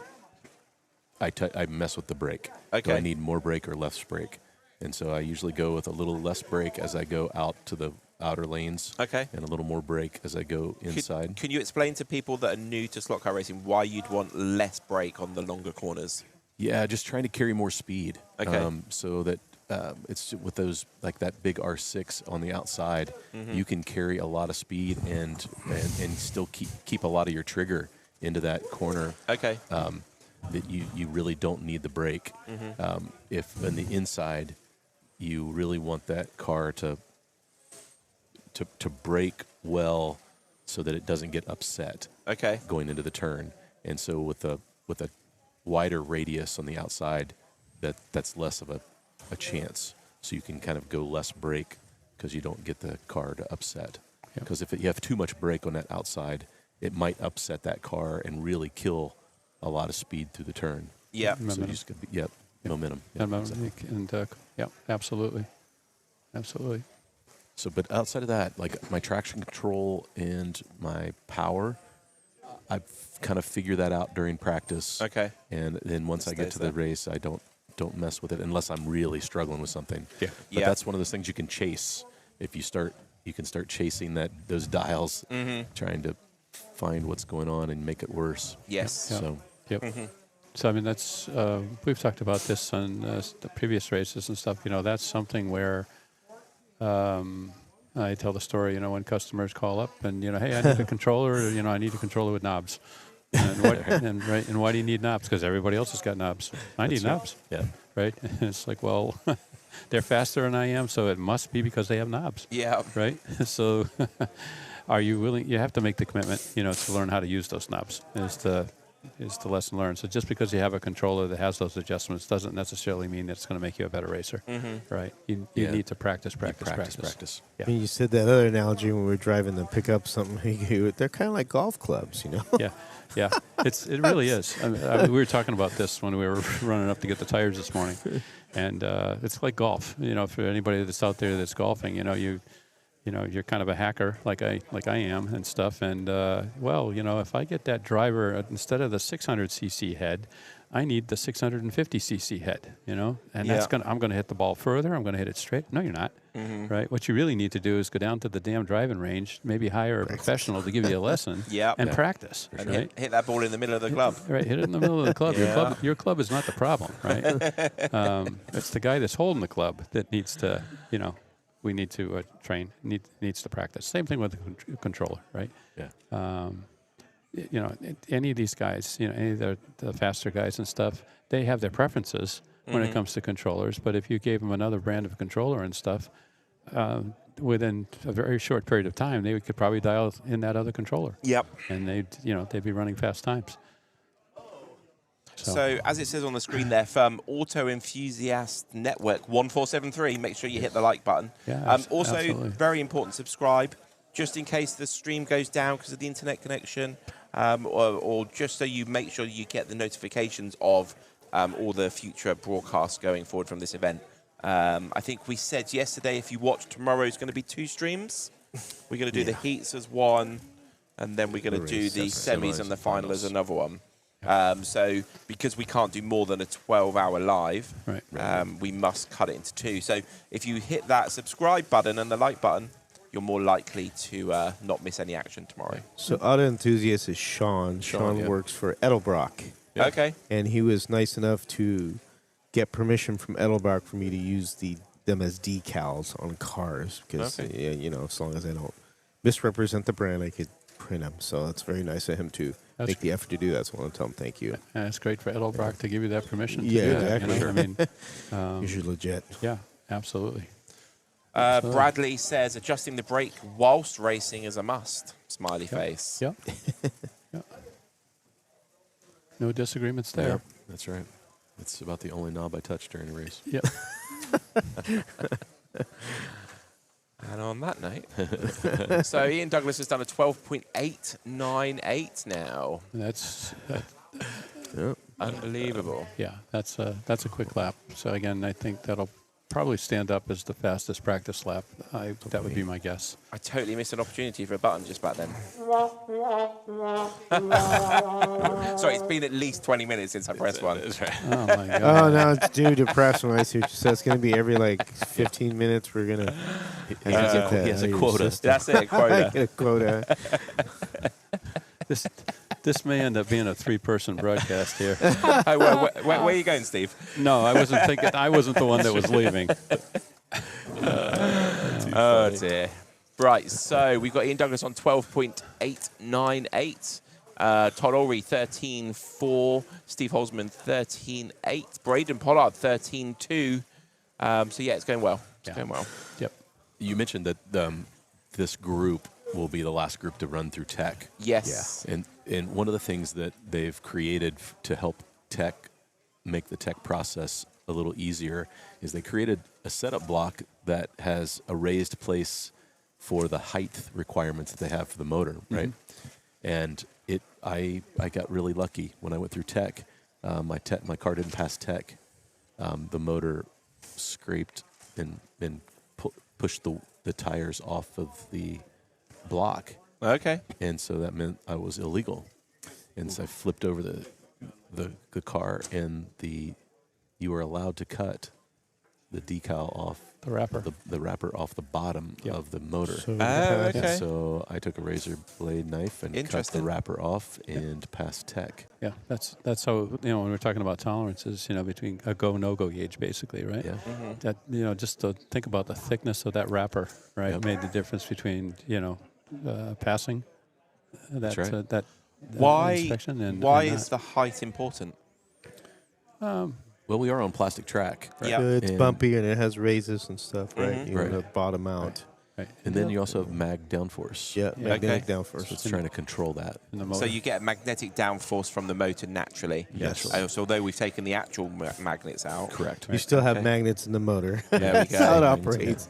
But if it's a disadvantage on a bumpy track of having it too low, why not just let people suffer the bumps? Well, Probably more D slots. With this Okay, so banging let's work for the around. marshals. no, Yeah. I mean, at some point, At some point, if it's too low, then it's going to, again, it's this Is there an advantage? balancing act, right? But if you go a little bit, you could probably go a little bit lower, and you'd still be okay. Okay. And you'd potentially have an advantage over somebody that's got their, Yeah. their motor a little bit higher, right? I had actually heard from one of my customers that, they had the tech block, right? And they couldn't. They tried and tried. They couldn't get it to go over the, to pass the minimum height requirement. So they flipped over their motor in the pod, and as far as I always knew, the screw holes were symmetrical, but they claimed on the motor that they had, that it made enough of a difference that. That's pretty cool. Yeah. So. Yeah, they have the motor in upside down. Yeah. There is one way to put the Scaleauto motor in. Yeah. Oh, okay. Yeah. There you go. So since we're talking about Ian Douglas, I could read Ian Douglas's bio here, what he wrote. So Go he's for from it. Walnut Creek, California. I'm from California, so I know where that's at. Claims that this is his first slot car event. Has many accolades racing slot cars. Ian Weir and Marty know some of them. Favorite brand is Scaleauto. Favorite class is Can-Am. First race slot cars from 1994 to 2001. Got back into racing in 2021. And he also races RC cars, which is pretty cool. Yep. Yes. Yep. Particularly Formula One ones is his Yes. favorite. Formula isn't One, it? oh, It is. wow. Yep. Yes, because he's Those a are fan of the fun. West, Yeah. Yep. Yep. the McLaren West. So we have several racers, from California, Utah, out in the far west. So we were talking about the cost of admission and the entry price. That pales in comparison to the investment these guys made, with plane tickets, hotels, and stuff like that. So it's a pretty significant investment, to come to an event like this. Yes. Unless you're local, of course, I type mean, thing. But In a country the size of the US, what's local? well, that's just it. But I mean, Well, yeah, Yeah. you got a point there. I mean, it could be, if you're at one extreme or the other. Yeah. Yeah. I think it's better for these types of events to be somewhere in the middle. Yeah. And that's not to say that you should have events on the East Coast or the West Coast and stuff like that, but I think from a travel perspective, it makes it a little easier in terms of cost and time, travel time too, to get there. Now, if you're hopping the pond, it probably doesn't make that much difference, but Yeah, from one side of the country, so when we traveled from California to North Carolina, it was like 3 days straight. Yeah. So, making a 12-hour run each time is a lot. Yes. yeah. So officially, practice has finished at AMSCO 2026 US Scaleauto GT Sprint Championship Yeah. at the Norcar Raceway in Burbank, Ohio, USA. So now the last 16 practicers are going to get themselves through tech. Ian Douglas is there already. Must be confident with his car. Straight in. Here you go. Have my car. Well, a lot of these racers too. A lot of these racers yesterday, and perhaps even this morning, AMSCO had what they call a pre-tech. You could bring your car Yes. before you went through the formal tech today. If you just wanted to make sure that there was, you think you're in compliance with the rules, but maybe there's something on your car that's not. You don't want to find out necessarily when you're going through the actual tech, right? And you're scrambling to fix it. So AMSCO had the pre-tech table set up where you could come. The same people that are doing the tech inspection today, would look over your car and give you any feedback, where you might have a problem area or something that needed to be addressed. Yeah. Yep. So no surprises. Absolutely. Right. Yeah, I've seen quite a few people. They've just gone over there because they've got tech blocks that have been machined, Yeah. haven't they? No, 3D printed. They're 3D They printed. 3D printed. Yeah. They look like metal. Oh, The official ones that they're using were machined. Oh, okay. Because Yeah. I remember they 3D printed one. That's for everybody. Okay, so I was Yeah. wrong Yeah, about that was what they sent home. But Okay. but Greg had Had a machine had shop machine do that. shop do it. Wow. So they're pretty Yeah. nice. So I saw quite a few people whilst I was marching come over and just check it on that block. Yeah. I think just to make sure. Yeah. But yeah, that was quite interesting. Well, we were talking about the minimum height under the motor, Yep. right? And as I recall, that's just under the motor, right? Where they're checking it, not the entire length of the car. Correct. Just under the motor. Under the motor. Right. Basically, what you set the car with the tires at the edge of the back of the block, and then you roll it forward across, and then eventually the car will stop. But as it rolls over that, if your tires continue to roll, you're good. Yeah. If your tires do not roll, then No you're good. not good. You're trying to confirm it's not too low. Is what it is. Yep. Nice. So yeah. So the chassis plate doesn't necessarily have to be parallel, Correct. right? Yeah. Yeah, and a lot of guys for plastic track, thanks to Andrea, a lot of people have switched over to running their fronts all the way up. Yep. Yeah. And using that front of that chassis. Tripod. Yep. Yep. Run the tripod. Yep. And as long as that. So we have a lot of guys that are running that. Setup. I liked my tripod setup on the track with my Porsche. It just the Lambo was just a touch quicker. Okay. Yeah. Now, is your Lambo also a tripod, or does your Lambo have the front wheels just touching, Front wheels just barely touch. just barely touch? Yep. Okay. Yep. So it was a little different drive, but it was very stable and very predictable. And Okay. so I'm like, okay, I think that's the way I need to go. So that's a great example of some trade-offs. Where Yeah. car A likes this type of setup, car B not Likes that, necessarily yeah. the same, right? It had some forgiveness Yeah. that I don't know that my Porsche had. Yeah. Yeah. Calling the drivability, how you set it up in this drivability, easy to drive is what your key is. Yes. Yeah. So you can manage it easier. Yeah. Ultimately, it's about staying in the slot Yeah, in the and slot. making laps. Yes. Yeah. And staying consistent laps. Yep. So for those of you that are new to the slot car racing world, it is about total laps. So you're going to be doing X amount of time, and it's 2.5, 3 minutes in each lane. And it's those 16 lanes added together, isn't it? Yes. So lap time doesn't matter at all. Yeah. So yeah, it's like you could be half a second slower on every single lap, but if you're not crashing every third or fourth lap and losing 4 or 5 seconds in every crash, it's worth it all day long. Yeah. And I think- also keeping it from, sorry to interrupt, keeping it from kicking it out too, because Mm-hmm. when you kick out, you lose a lot of time. Yeah. You want to keep it rolling and not having to slide, because the Yes. slide will always cost you some time. Yep. Yep. There we go. We've got Marty zooming in on tech. We're going to see what's really going on down there, seeing how these little adjustments and how they're really looking closely at the car. Yeah. Looks like Ben's trying to get teched. Yeah. That's it. So the tech inspectors, we've got Daniel Ortiz, we've got Greg Kessler. Greg Kessler, and we've got Mike Hiokio, who you may know as Smokio, Okay. right? So He's a character. he's, we'll have to tell him about the emergency room story. Yeah. But I mean, between these guys, they're very, very familiar with setting up slot cars. Mm-hmm. They're very familiar with the rules, obviously, for this event. Yes. And they have, they have their gauges and blocks and stuff like that, and they know what to look for, right? They know where the gray areas are. What sort of things are they looking for? Apart from the height, which they use that for, what else are they looking for? Well, they're making sure that depending on the class, right? Yeah. I think as they come through tech inspection, they have to. That's where they declare whether they're going to GT3 and run in 4. GT3 or GT4. Mm-hmm. So GT4 is relatively straightforward in terms of the car setup. It's basically I don't want to oversimplify it. It's not quite box stock, but Yeah. there are fewer things that you can do to the car per the rules in Yes. GT4 than in GT3.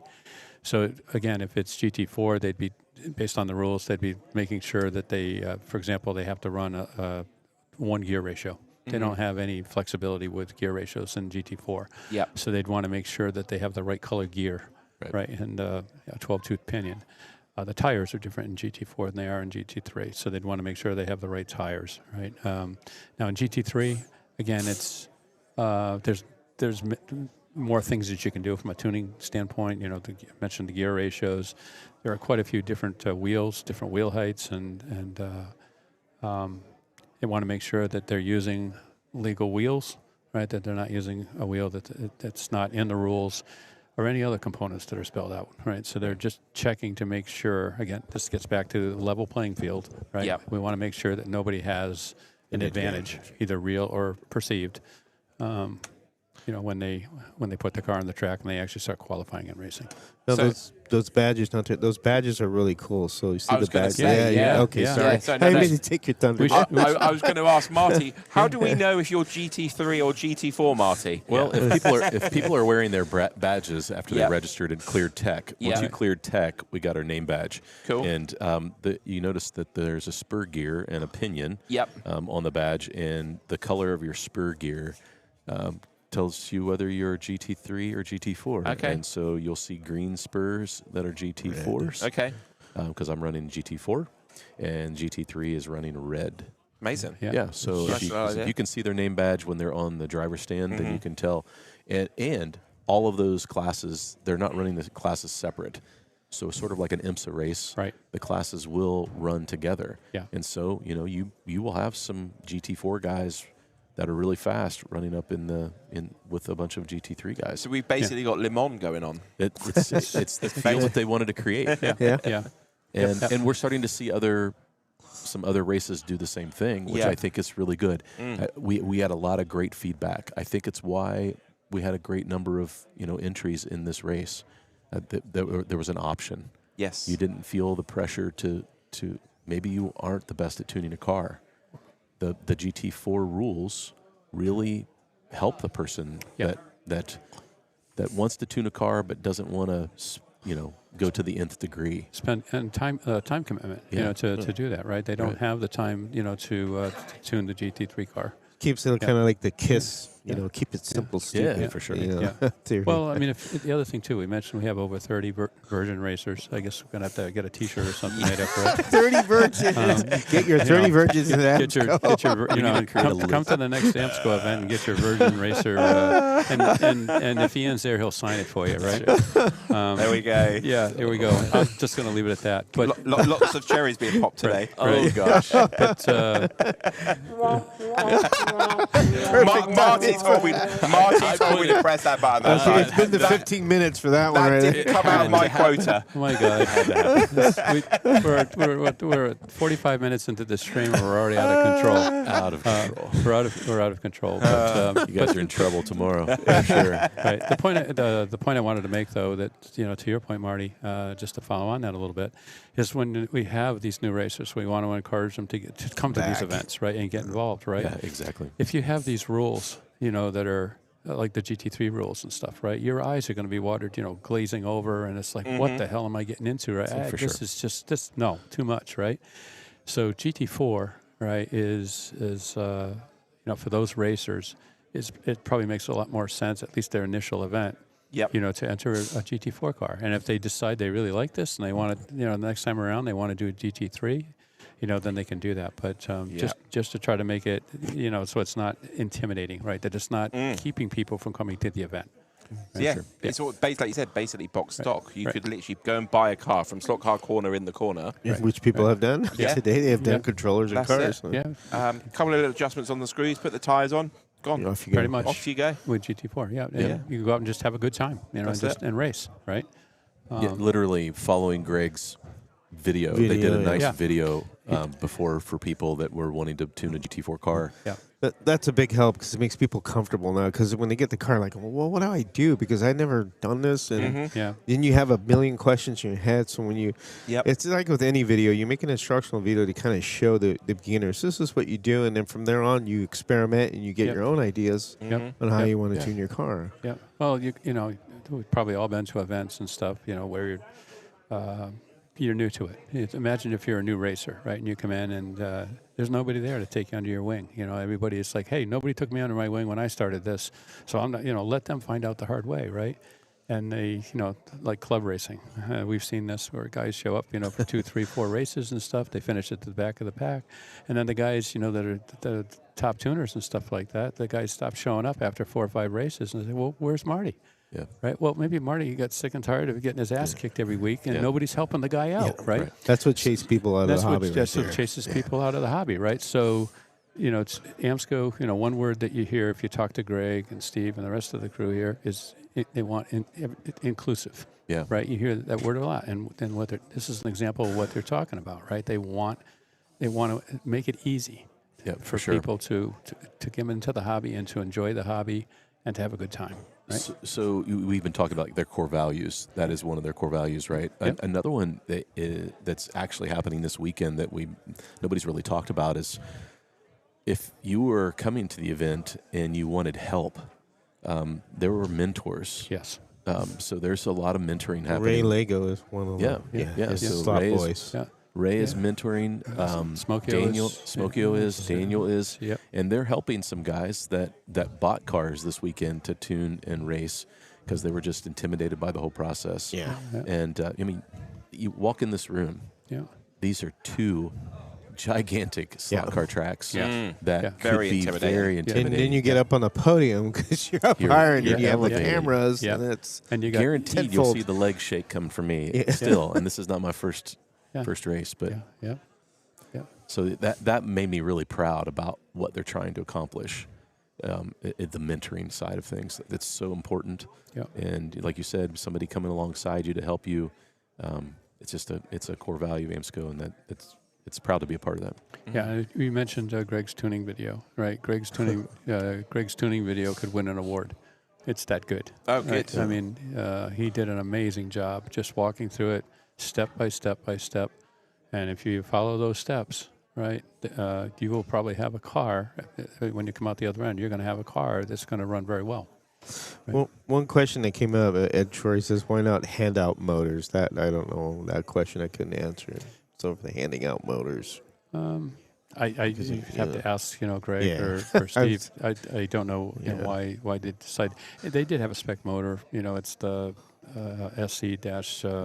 SC-0011C, as in Charlie, which many of these cars, the GT3 cars, come with. So we should point out that when you start this, the Scaleauto car that you purchase is actually a GT3 car, right? So even though we have a quote-unquote GT4 class, it's basically just to differentiate between, how many modifications you can make to that GT3 car when you take it out of the box. If you're going to just stick with the tires and the standard gear set and stuff like that, then from an AMSCO perspective for this event, we're calling it a GT4. Yeah. Even though the car technically is a GT3 car, right? If it was a one-to-one car, for our purposes, for AMSCO's purposes, for this race, we classify it as GT4. We just simplified We it just and simplified try to it. make it more complicated with Yep. handing out motors and Yep. all kinds of stuff. Gotcha.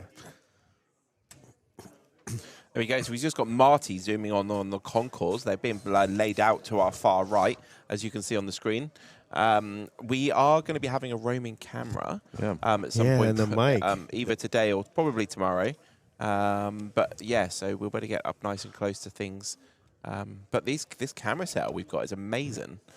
Being able to zoom in on that's like, 40, 50 foot away over there? Yeah, it's quite cool. a ways. It's good. Now it's a perfect time for you to get out the mic and do your dance out there, man. Yeah, no, yeah, absolutely. If it's available, I think. So we got to talk about this. Okay. Watching our live stream is our friend Patrick, and he just sent me a message and said, you can turn on the lane numbers. I'll show you a little tab with the lane numbers, so we can fix. Amazing. So there's a fix Oh, for our cool. problem. There we go. So Right on, how Patrick. cool is that, Patrick? Yeah. Awesome. He said it cruise and he's telling us what to do. Paid $200 for Wi-Fi for a week. Yeah, that's but right. yeah, it's going to sort us out. But we Patrick, we don't know how long you've been watching the stream, but we did talk a little bit about fast laps earlier in the stream. But Yes. this is just an example of the type of support, commitment, by Patrick, by Fast Laps, and working very closely with AMSCO to develop the Fast Lap software and stuff. And again, yes, we're using it for this event, but you could just as easily use Fast Laps, if you're racing in your basement or if you're a club. Yep. You should really check it out because it's got a lot of features and functionality, and you can use as much of that or as little of that as you want. Not everybody is going to need all the bells and whistles that we have for this particular event. But it's very, very flexible software, and the support it's been amazing. It's been outstanding. So Yeah, and he's all the way in a cruise ship it's on a telling us cruise what ship. to do. Yeah, That's right. Yeah, So that's good support. I mean, that's about as good as it gets. So Yeah, for sure. Kudos to Patrick for sure. Nice. Well, I mean, I could fire up the camera and walk down there and get a close-up shot of those. Show the cars off. we yeah. could. I mean, we're using today as a bit of a practice for the most important day Yeah, tomorrow. So might as well do it and Yeah. see what give it a happens. try. Let's give it a try. What's the worst that can All happen? right, we got to put the dance music on. So. There's no. He's there's no tempted to reason. do it. Wait, 5 more minutes and you get I it. want to man. do it. I want to do it. So if you just joined us, you are watching the AMSCO, the initial, like, what's the word? I can't say that word. Inaugural. Inaugural Inaugural. AMSCO 2026. I'll write it down for you. I'm not much of a wordsmith, am I? So the AMSCO 2026 US Scaleauto GT Sprint Championships here at Norcar Raceway in Burbank, Ohio, USA. There you go. There you go. There we go. Almost a tongue twister. I think Marty is getting ready to go for a. Can I say that out loud? Absolutely. Inaugural. There you go. There Perfect. we go. Inaugural. That's why I brought the flashcards. I knew I was going to have to. I knew I was going to have to do this, right? I knew. Watch it Yeah. on right now. You think good. you think you know the English language? No, I don't. No. It's like, That makes two of us. yeah, That makes two of us. I definitely don't speak the King's English. Before we came on the air, Coxswain, they call it? Yeah. Or no, coxswain is. Coxswain Yeah, is it? Yeah, I don't know. coxswain. I don't know. No. on the front of the boat. Okay. Oh, okay. Yeah, coxswain. Windmilling. Windmill. Yeah, there you go. Well, that's the same thing with the Spaniards. So Okay. my parents are from El Salvador, so the Spanish is so different from each country because you could say a bad word and not realize it, or a body part. Okay. And people be like, "What are you saying?" Yeah. So it's very funny how everything's so different. you know? Yes. You had mentioned earlier. You had mentioned when we were talking about wheels. You had mentioned cog, Yes. right? And we obviously we call it a wheel. You call it a cog. A cog to us would be a gear. Yeah. Okay. Type thing. Typically, The boot would be the boot. Yeah. trunk. The Yeah. trunk and stuff. The and so- bonnet would be the hood. It's all good. It's kind of fun. Yeah, it's, it is. Rev it's kind counter? of fun. It's a yeah. I like those words, and I listen to them like, "Hey, that's cool. I didn't know you called it that." Yeah. No, Do you have cash machines out here? Yeah. cash machines? ATMs. ATMs. Yeah. Yeah. Automatic teller machine. There we That's go. what it's the acronym We for. call them. You do fish and chips. Yep. So chips Yeah. are your French fries, right? Yeah. Yeah. Or your fries. Fries, Yeah, French type thing. Yep. Chips. Chips. And Actually, do you know the difference between a chip and a French fry? I don't. No. So a chip is where you hand cut potatoes. A Oh, French with fry the is where, ridges? yeah. Well, no, Okay. not necessarily with No. wedges, just where you've chopped Oh, up a slice potato. it. A French fry is where it's been mashed and then made into a shape and then fried. Oh, wow. Yeah. I did not know that. There you go. Every day's a school day. Yeah. Yeah. And welcome to the AMSCO 2026 Culinary. US Potato GT Sprints. Good job, Marty can't hear us right now. Yeah, good. Mark, he can hear us. He's just ignoring us. He's making believe. He's trying to get us. What do you think he's volunteering to go down to the concourse? That's it. He's trying to get away from us, Ian. See you later, Marty. We're going to have so much fun. Yeah. Steve's even going to start pressing buttons. Oh, has he turned me off? There we go. So let's go back. Marty is just getting his mic ready and the camera ready for the Concourse. We're going to try to do a remote reporter. Yes. Yeah. Yeah. We have a remote mic and remote camera. Exciting stuff. We're making it really, we're going all out here on this broadcast. Yeah. Yeah, are we good? This 3 days. Check 1, 2, Oh, 3. we have you. We boy, have. here we go. You go down there. So the mic is connected. We've just got to get the camera done now, which I think is... Wow, this technology stuff, it might just catch on, I know. right? It just might catch on. I reckon we should invent this thing where you upload a video to the internet, people can watch it. Yeah, you can I think share the it- video in yeah, real time. In real time. Yeah, Right, yeah, yeah. in real time. Think we should do that? I don't know. 50-50 on a business on that? No? I don't think it'd catch on. We'll let Google do it. No. No. No. We'll get back to the comments in a minute. Marty's just Trying to get the camera set up. pressing right buttons, which is fine. Right. So just so everyone knows, we're waiting for the last group to go through tech inspection. Yep. And then once they've cleared tech inspection, they'll get ready to start the time trials, qualifications. Yes. And at this point, they haven't announced which track and which lane yet, right? I think believe it's track 2. track 2. Do we know which lane? No, Greg was going to announce that Okay. as he. I think they said actually when he places the car on the track is Oh, when we'll that's it. find out. Yep. Yep. All the suspense. Yeah. Okay. Well, Are you off? we think it's Ah, cool. Okay, Marty is off. right. If He's he off doesn't trip remotely. over, then we'll when he gets there, we'll get you in. So can you hear us, Marty? That might be a problem. Yeah. I'm going to We'll have to shout at Marty. Well, we're just signaling. So Marty's heading down to the concourse. I'm going to put you... I'll give him a countdown. Okay, cool. Sounds good. So Marty's just about in place. Is he going to look over? Okay. He's talking right now. He's so talking. So Oh, I'd there say we switch go. him. So there's Marty. We don't have sound though from him. I don't hear. Beautiful cars. Yeah, we do. Hold on. Yeah, we do. Yeah, we go. Okay, good. And I recognize some of them. Rick Eichhoff's car there. In the STP livery. All right.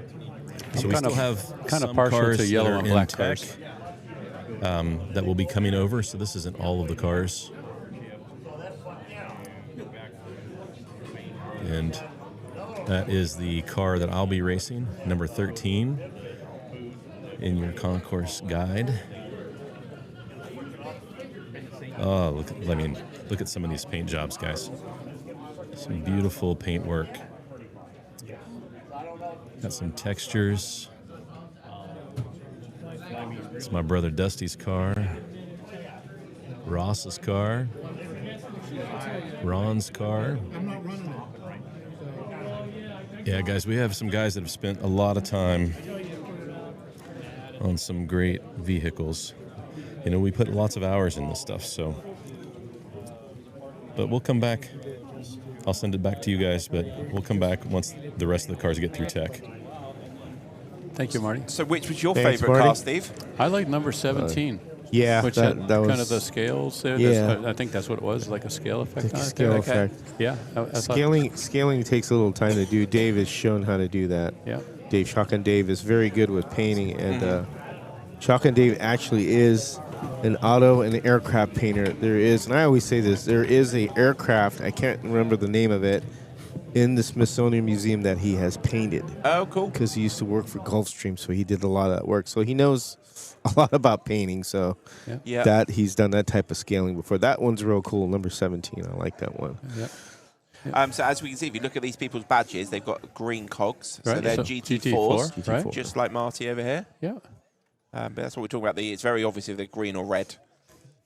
We can also see Henry there, Yep, Chris Henry. Retter's dog. Yeah. He is so well behaved. Does he get a vote? Yeah. Does Don't he have get, a number. Does he get 4? You can put 4 hands up. Yeah, there's some beautiful cars. That worked. That worked. That worked okay? perfectly. Yeah, that worked real okay. good. Yeah. So I'll get the headset set up so that we can actually hear Hear each other. Yes. so I can communicate back and forth. But yeah, that was a little trial run. Yeah. We have some more cars that need to come back in from tech first. So, you know, guys get an hour after they finish their practice race. So some of them are taking that full hour before they show up to tech. So Yeah.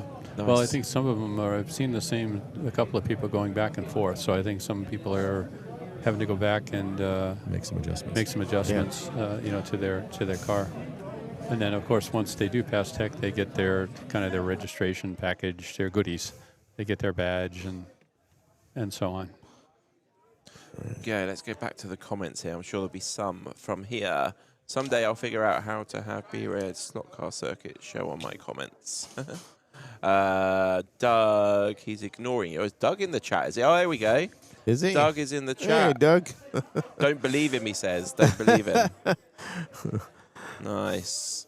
Ah, there you go. Only took me 10 minutes. Yes, Tony. Oh, there we go. Hey, Doug. I hope you've got to work with Ian.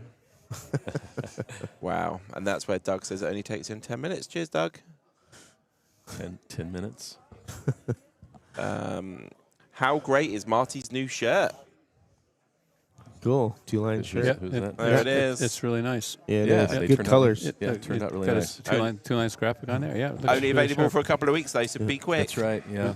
Like the gray on there. It really puts the colors out nicely. Yeah. Yeah, it does pop off. Yeah. Yeah. The gray, really nice.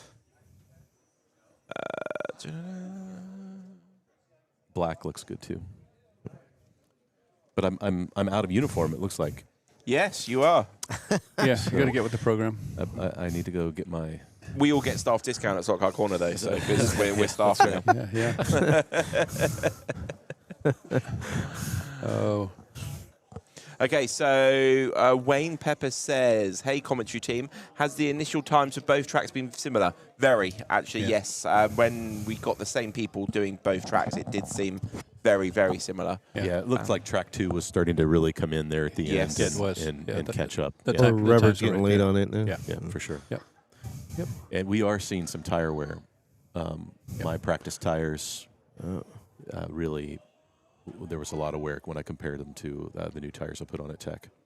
Yeah, it'll be interesting. I'm not sure after the initial heats, when everybody goes through and runs all 16 heats, and they pare it down to 32, and then ultimately 8 to the final. I don't know that one pair of tires is going to make it through for somebody that's going through that succession.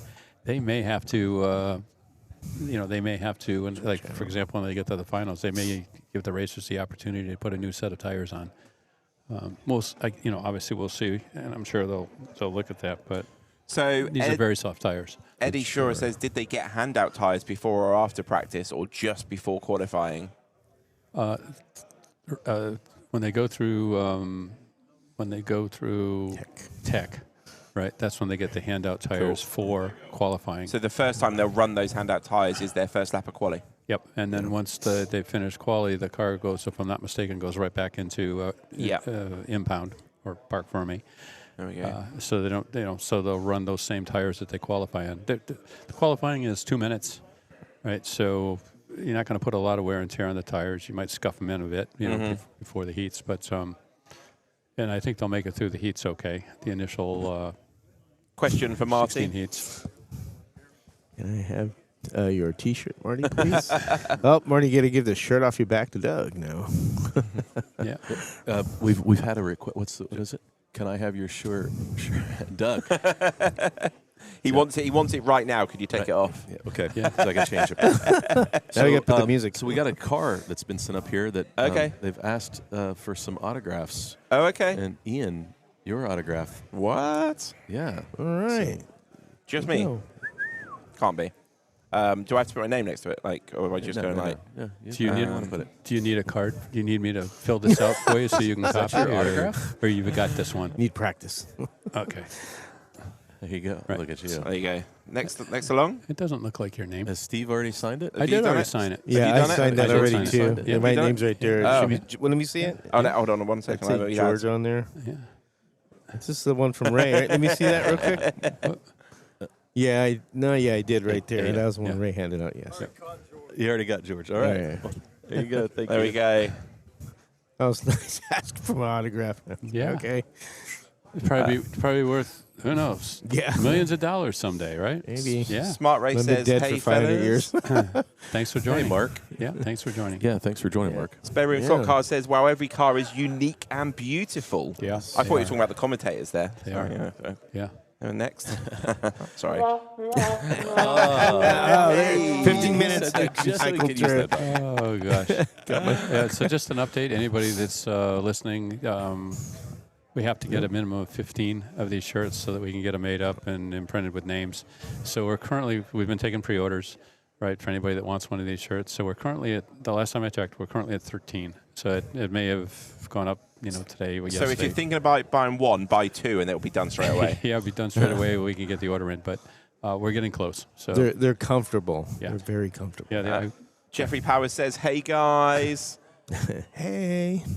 Who's this? So Sitting Don. Don Don Pearson. Pearson, Dickie's brother. Oh, Yeah. okay. Sitting Oh, at really? camp in the woods watching. Well, Nice. Yeah. Mr. Pearson.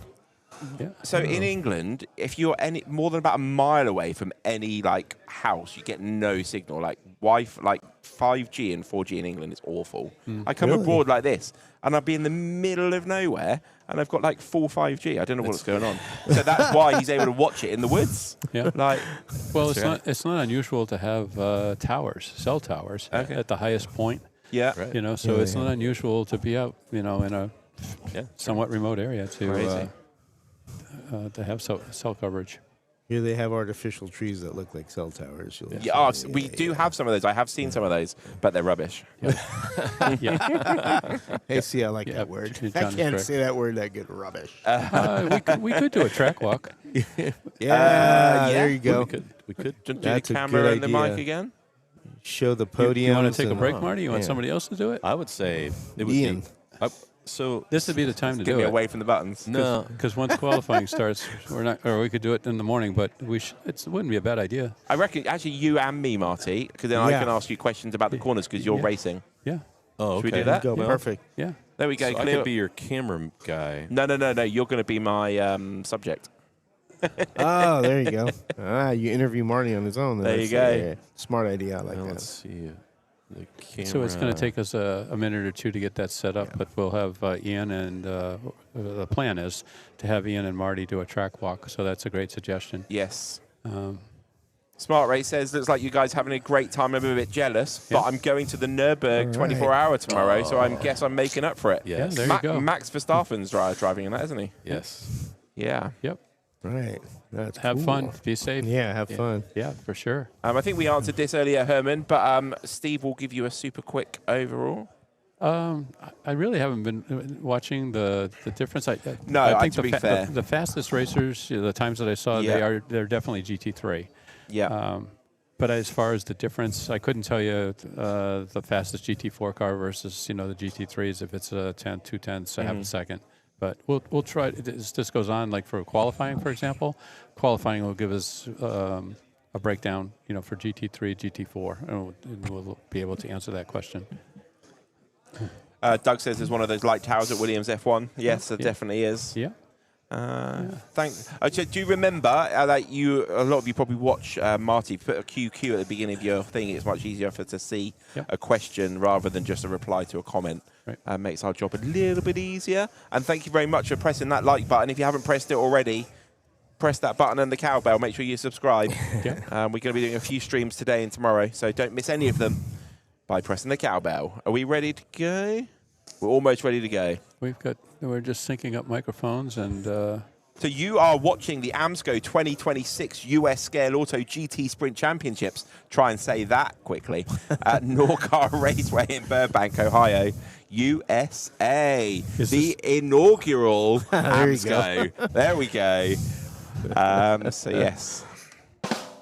I know Steve's touching the buttons. I knew I'd get you into them. That's the only time I'm going to give you any credit for anything, Ian. Oh, what? Yeah. I'll take that.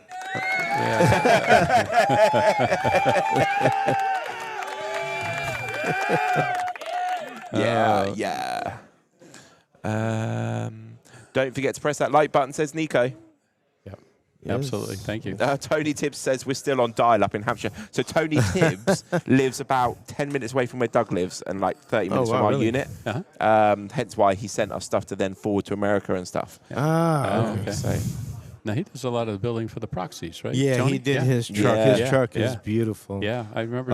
What really cracks me up that. is he had a Facebook post. He's doing that Ford, and he's milling the gas cap on a milling machine. I'm like, boy, that's really nuts, man. But he's quite the artist, and I really love that he gets the trucks and do that.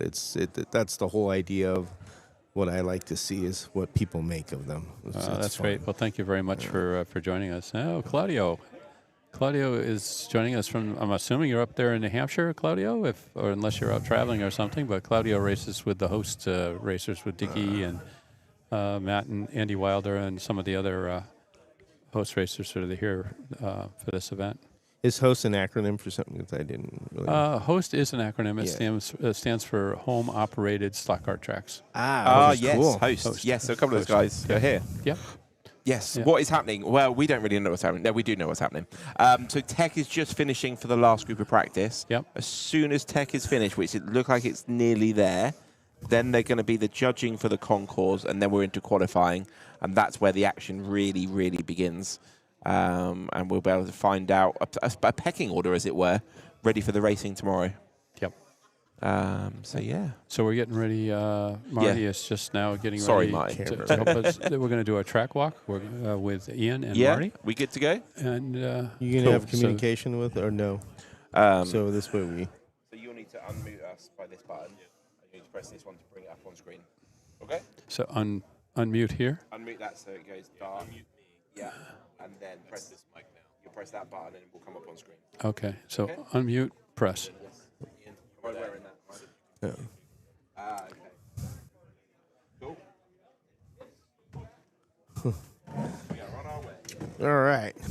Okay. I'm going to switch switch positions around. a little bit here. See Stretch. if I can.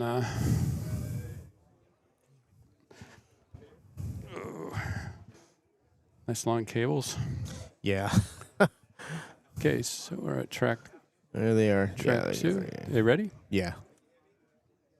Go ahead. No. The other one next to it, Steve. That one. There you go. No. No, nothing. No. I had one thing to do. Yeah, well, the video's working, but not the mic for some reason.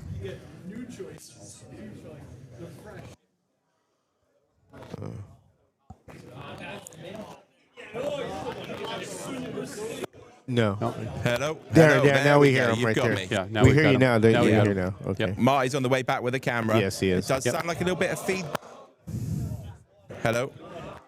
Back. Are we okay? Yeah, Yeah. we're good. Hello. Hey, so we're going to do a little track walk. The start-finish line is underneath the gantry here. A few questions. Do I keep dropping out? Yeah, we are a little dropping. bit. Okay. Is it?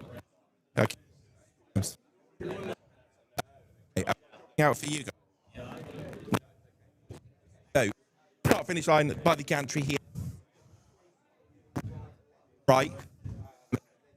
Main all the drive up to one of the biggest corners with the rad 6 outside there. Marty's going to get a nice little close-up. There we go. We've got a Scaleauto scenic building in the middle there. We've got a few of those around, as well as the magneticracing.com billboard over here, which we'll show you in a little while. Little plug there. So you'll notice on the floor here, we've got these blue carpets and the seats. So we're actually set up our track on an RC arena, protecting their carpet, because it really affects when you have the chair on their carpet. So you'll notice people being sat on blue carpets. It's not it's there for a reason. So Marty, how did you find those first two corners then coming into this big one? The straights are a lot of fun. That first kink is a little tricky. Yeah. Over here, I felt like that once you got settled in with that and could get through there pretty quick, this is much quicker than you think. Okay. It looks pretty technical, Yeah. but it's very flowy and smooth, and so like the wood track guys will like that Yeah. space because it does flow really well. You can carry a lot of speed. The corners aren't too tight. I mean, that inner is like an R2 and R3 in some Yes. places. So you can see, if Marty shows the track, we come round this big sweeping corner into what you'd probably call the technical sense section, right in front of the drivers, being probably the hardest part. They need to be able to see it the best. Marty said coming into some of the Brad here, there's no, but so We're losing you. who's can catch you out. Slotting when I was marshalling, when they're going into the Seems inside like lane it's of the Rad distance. 2. When they're closer. Come down this middle section here. Marty's going to come close. So we've got these little clear barriers here. Line of sight is important for these drivers to be able to see in and out. So you here. You have to go over there. Would you say this was one of the hardest corners? I had an off in that corner. Yeah. It really, because visually you can see it. Yeah. Not too far away. I think maybe this corner on opposite of it was a little more difficult because of just the depth and the perception. Over here. Okay. You're okay. Oh, is it cut there? Sorry about that, people. So I'll try and stay over here a little bit while Marty moves the camera. Coming round this section here, we've then got another hairpin coming up before we head down the furthest point from. Want to follow us round, Marty? There we go. Marty's going to head down to the section. The furthest point drivers. In fact, what is Marty's going to stand there, going to stand on the driver's station, and for once in my life, I'm going to look small because I'm going to be all the way up here. And you can see how far away I am from Marty. I think it's 40 foot from one corner to the next corner. So just to give you an idea of how far away the cars are when they're racing. Okay, so Marty, head down the, probably the hardest corner. Part of it because it's, but also you have in the middle of the circuit there that sometimes block your when they're standing up to pick up some crashed cars. We head back down the main straight finish line. Ready to do about 12 or 13 more laps within that lane. That's what we were looking at, 12 to 13 laps per 2.5 minutes in practice. So yeah, let's head ourselves back up towards Steve and George in the booth.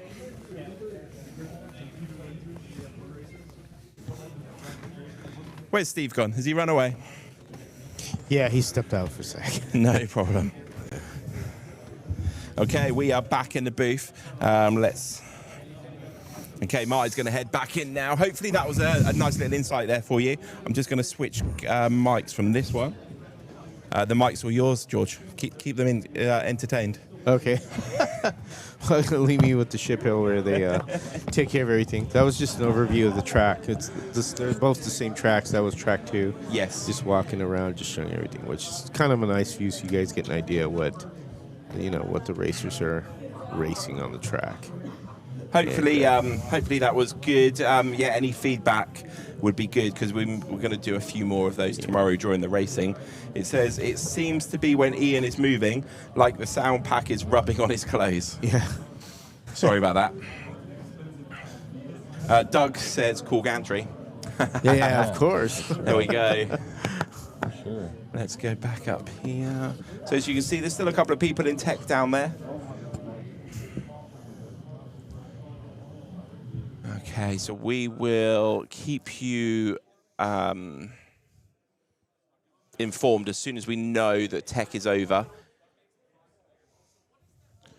What we might do is go to the tech picture. So we're just going to take a 5-minute break, and then we'll come back.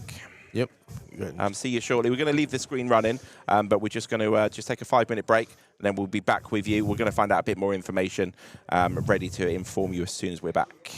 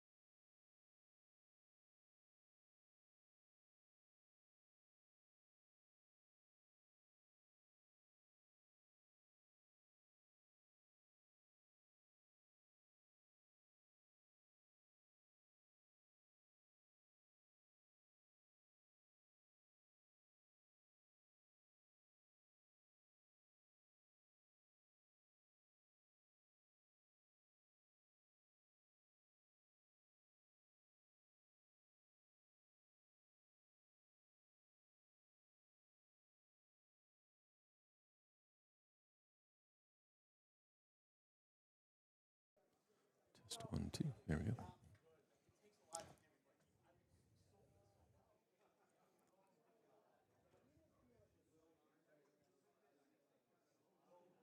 Can you do it again? We couldn't hear you.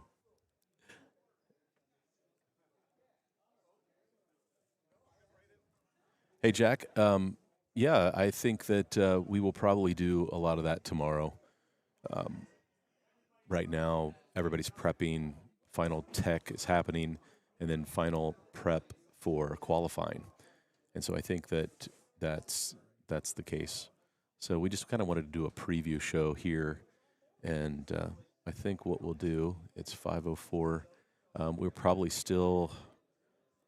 a half an hour away from qualifying.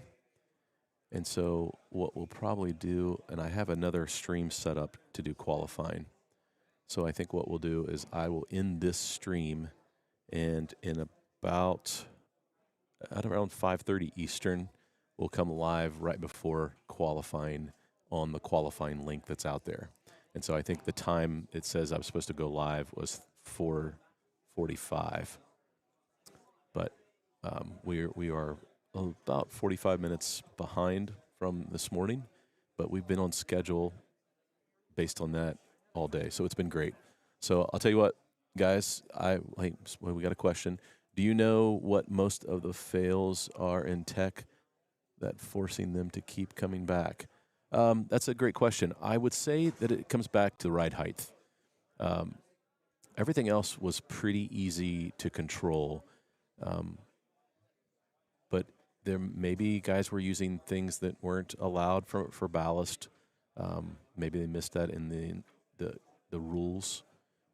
There were a lot of rules, but they were all pretty simple. I felt like when I was going through the rule book. So I don't think it's. I think it's just mostly ride height, what they're trying to get. Hey, Ben.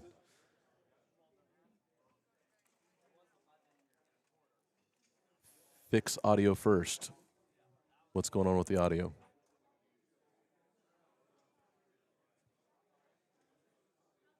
Oh, okay. They were having the cutout with the audio. Gotcha. Yep. We'll work on that. There's a lot going on in this room right now, so we'll see what happens.